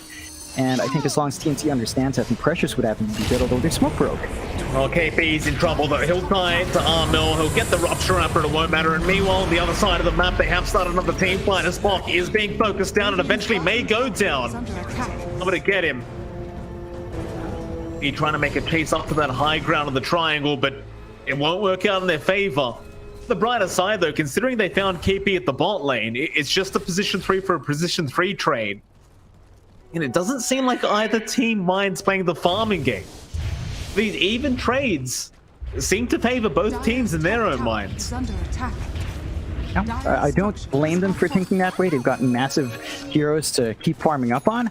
I think that trade ends up a bit better for TNC because Armel basically gets that solo. SMG had to share the around, share the EXP. This is what you don't want to lose, though, John. Mid one is being caught out. A nice Earth Spike and a Manta touch on the Inkswell. Very, very nice. Mid one, back into the triangle. He has no mana, but he'll be all right. They won't be able to chase him there. Instead, TNC have to get started onto that mid-tier 1 tower again. Radiant's middle tower is under attack. I'm SMG, they may not really be around to defend this one, as be a little bit too challenging with Armel and Bok around, and I'm gonna just let this one go down. Tower has fallen. It's a tier 1 top for a tier 1 mid, favoring TNC just a bit more. That does give SMG a nice lane to threaten every single time. They plant a deep ward here on SMG's end in that top jungle area as well to keep track of where the Terrorblade's farming. But Armel, goodness, Armel completely blowing up Rogi. The Witch's Blade just makes it so hard to get away as the line, and now top side, Fermi, Rupture out, the Icarus dive might be enough, but the Blood Ride is coming, he will have to commit the egg. He'll survive, but it will cost him that long cooldown. No egg for another 2 minutes here for Boomy. Because on the brighter side, they won't give the kill away to KP. Yeah, I think you're perfectly fine with that, honestly. Like, we haven't really seen Dire's big middle eggs, tower big is under engagements out from TNC. As you mentioned, they've just been a lot more keen on farming, maybe a couple of pickoffs here and there, but no giant team fight. You can really leverage the egg. And in that sense, just saving yourself isn't too bad of a use if you're not expecting to fight anyway. And still seeing the net for an even kill board, 4-7, a bit of a slower game here, as much slower than we're used to seeing from Southeast Asia, but relatively even. I think both teams, it's one of those games where it's like a spring that's really wound up. The moment it pops, either side could just have a massive lead on hand. So we're just waiting for that big moment. For the most part, we're seeing some conditions come out. SNY up on our Terrorblade means that stat resistance is going to feel a lot better, more strength on hand to be durable up front, but our Medusa's inching closer and closer towards the Ags. Right, mid one has the Manta, is about 2k away, 2.1k away from the full Aghanims up, and that's when the Medusa feels extremely obnoxious. No BKBs in sight for TNC just yet. Gabby is going to be rushing one next, but if that Ags comes out before the BKB does, it's going to be a bit troublesome there for the TV once that stone form comes out. Absolutely. Mid one getting to work. Got that Aghanim Scepter. You do also have a Grove Bow on the side of SMG. I believe it was dropped if they want to try and use it, but now he'll just ignore that. Are scanning. Aghanim Scepter should be more than enough as top lane. KP gonna get caught out with the Dragon Tail, and with the Inkswell follow-up, it'll be more than enough. Take him down, and Gabby just a couple gold ahead of mid one, but they are kind of just going back and forth. Top of that net worth board. A very, very close game 3, and of course, for either side, you don't really want to have to get knocked to the lower bracket in the first round of the playoffs, but that's unfortunately how it's going to be, is now they found Phil on the Tusk. Another kill off the back of Armel's puck. See, they'll continue to be the more aggressive team, at least for now. They head towards the the top tier 1 tower, as the Roshan is going to be open for them as well if they so wish. You have the meta up. Radiant's top tower. They can look for that quick rush if they want. What I'm more surprised by is SMG's movements. Like, they were shoving in the bot lane.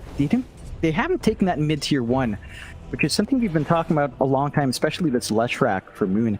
They haven't found that big objective, and it's just allowed much of that dire side of the map for TNC just stay uncontested. Stable farm for the Terrorblade coming through, recovery coming out for Bach, and highly effective with his Blink. BKB's up next as well for the DK.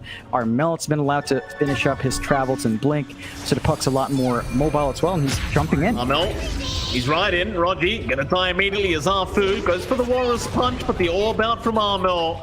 It's gonna mean they can't quite catch him. He is 7-0-2 now on this puck.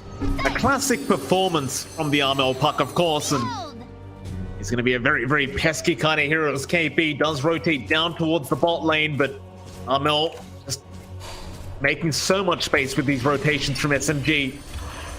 Not giving them the time of the day. Right out. Just a hit and run for Armel, buying out a ton of space. It forces so many heroes to try and chase him down.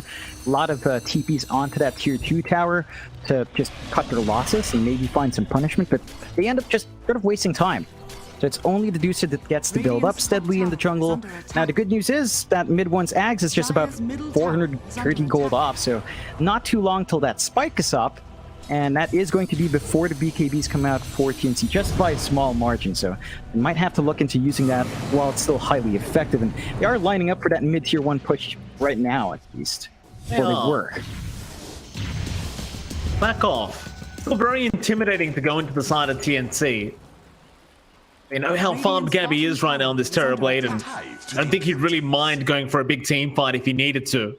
But SMG, they'll have a quick peek into the Roshan and see nothing.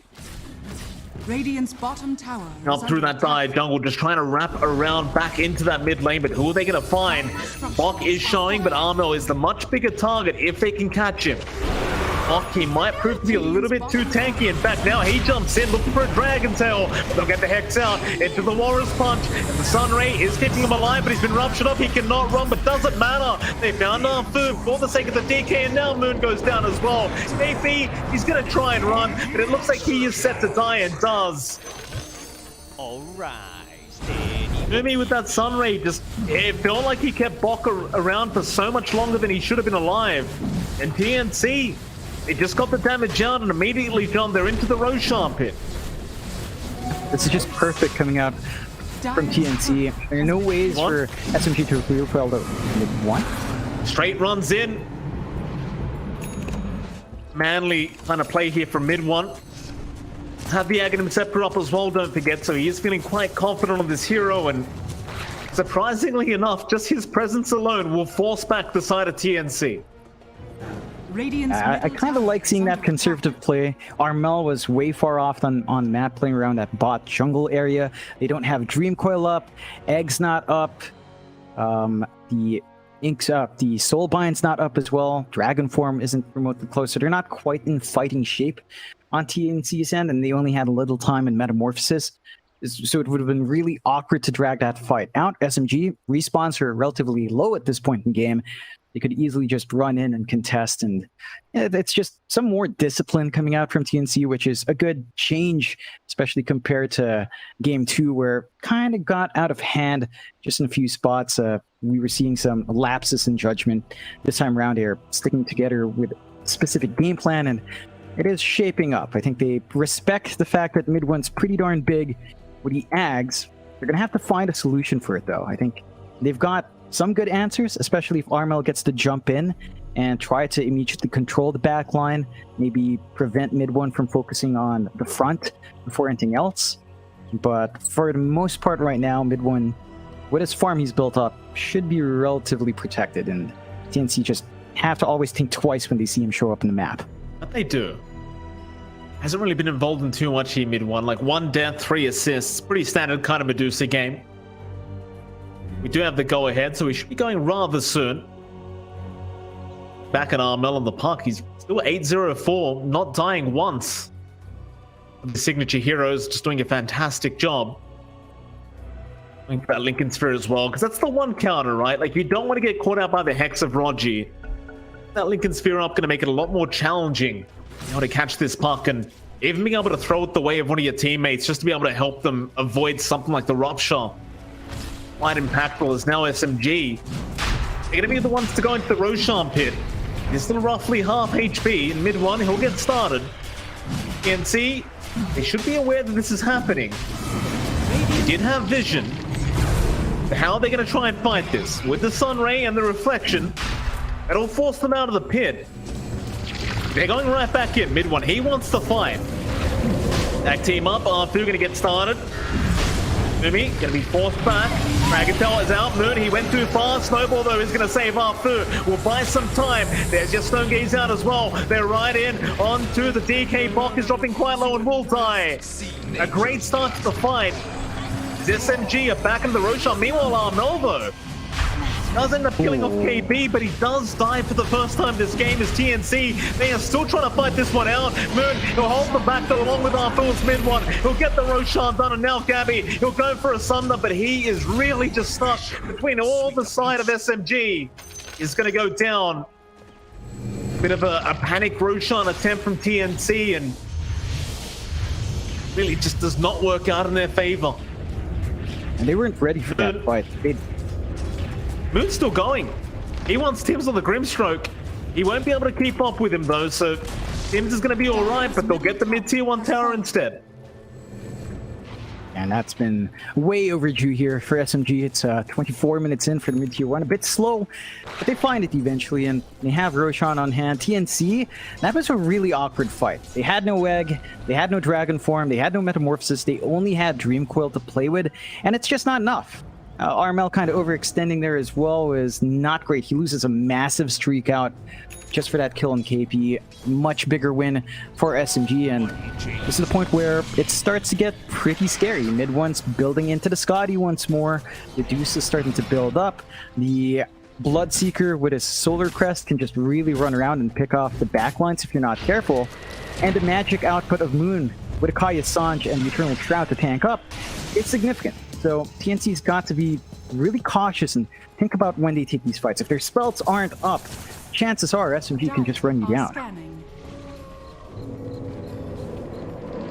He smoked up. Gonna find Like Bach is going to break the smoke, and Roger, he's got him with the Hex out on the Walrus Punch. They lock him down, and Bach, he's got no help around him, so he's just kind of forced to die. Moon on the left track. Dire's structures SMG, are fortified. they're starting to look like they're in control of this game. Number 3. Get to work into that top tier 3 tower, and TNC, they do not want a bar of SMG right now. Radiant's bottom tower is under Got attack. played safe. They are getting a bit of a chase on RML, but he does manage to zip away as the puck. Very slippery here to catch. There is some space here for TNC to try to trade that bot 2-2 for their top. And they are getting some good damage out. They've got the siege creep on hand. The illusion spam coming out from the Terrorblade is pretty nice as well. They should at least get this sort of consolation prize on the tier 2. Maybe even get the outpost if they want to deny some XP per minute away from SMG.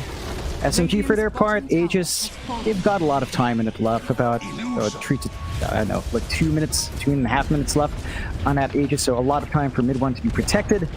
And going for the direct tower tree doesn't hurt them too much. It's much more painful now for TNC. They still need to hit BKBs on Bach. They need a burst damage on RML, going for the Dagon build-up on the puck as well.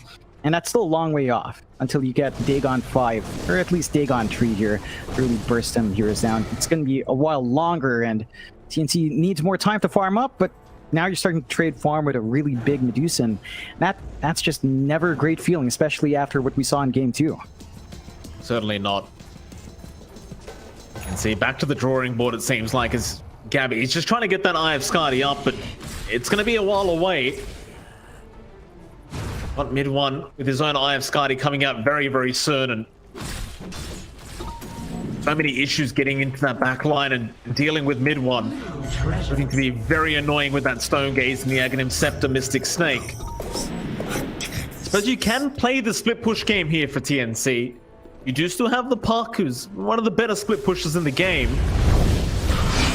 Moon, a run right into Gabby. They'll be able to potentially find a killer as Moon is going to try and fight this one out, but silence there, and the Dream could have locked him down. There wasn't much he could have done.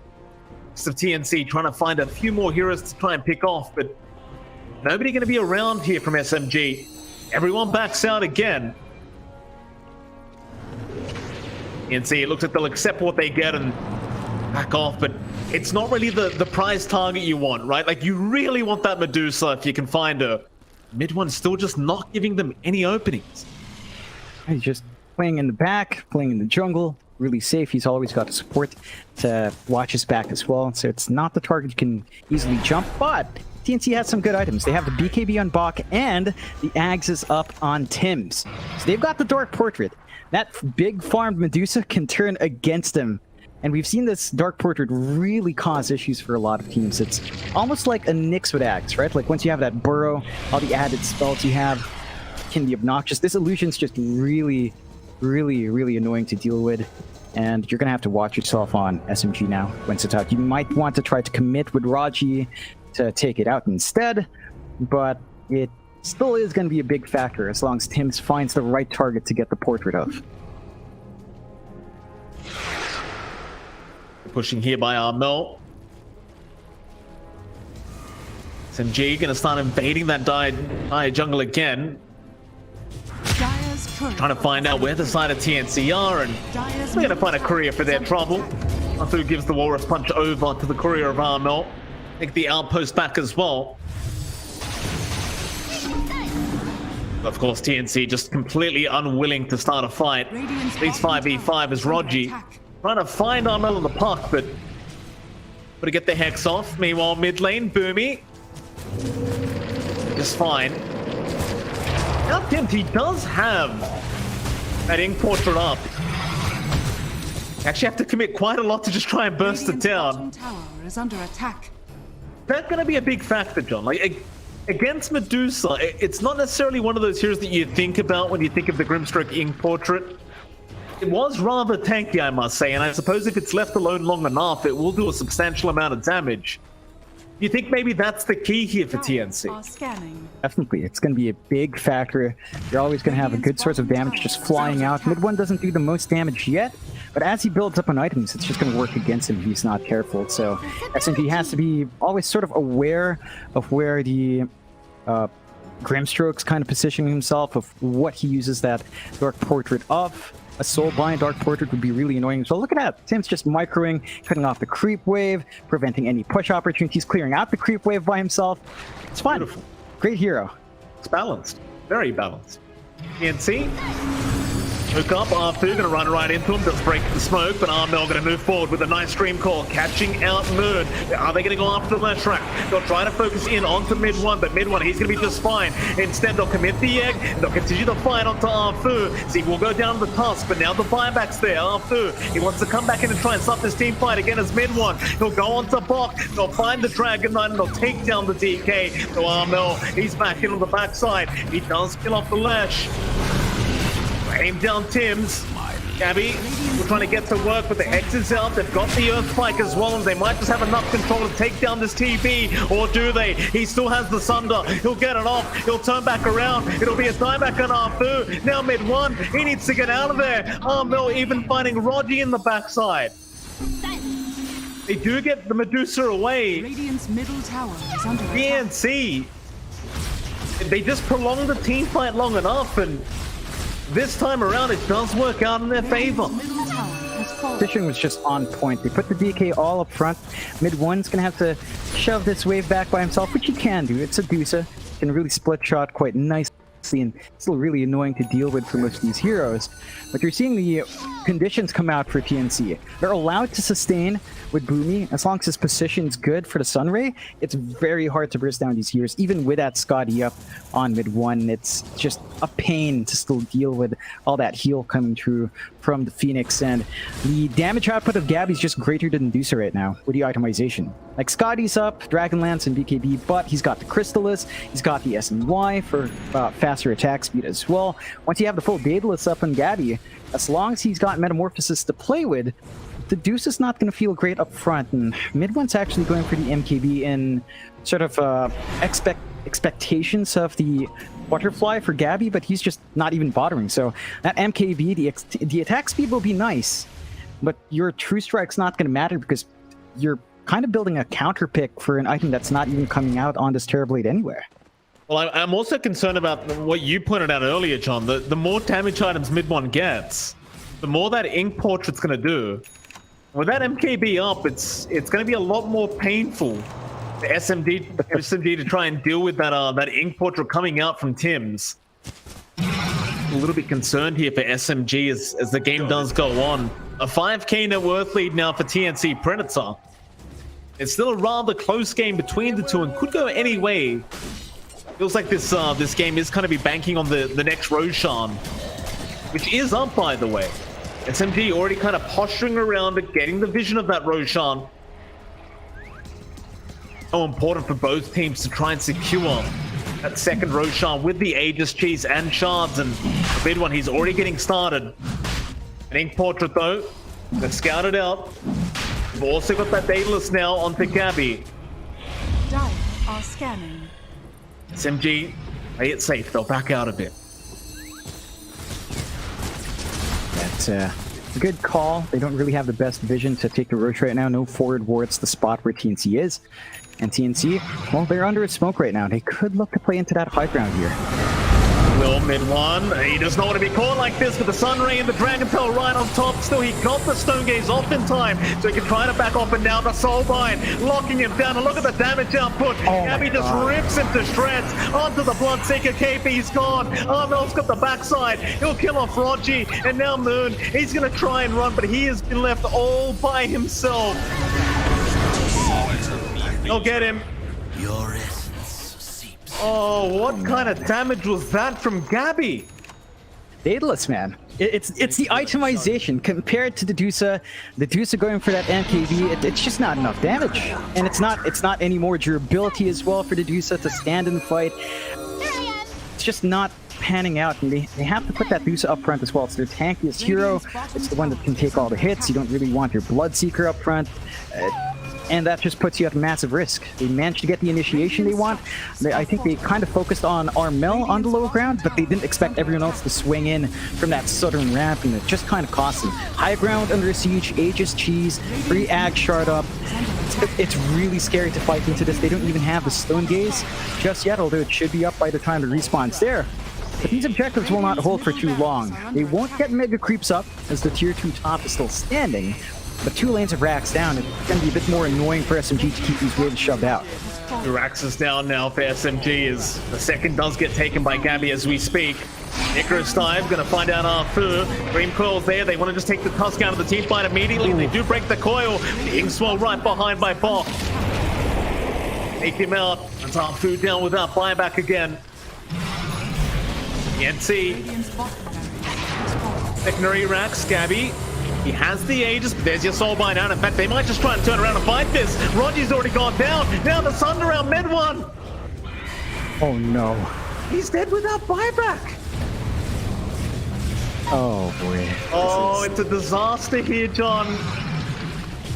TNC. Really hard. They're going under the tier 4s now. Roger, he's trying to get something done with the finger out. They're going after Armel, but he is still alive. He'll get the phase shift off with the orb down the low ground, but Moon, he will secure the kill, but doesn't matter. They are getting completely wiped, and they call the GG. TNC. They just turn right back around and take game 3 off the side of SMG. Yeah, it looked really even for a long time, but as we were talking about, it's like a coiled up spring. The moment the tension leaves, it just explodes. And it boiled down to a couple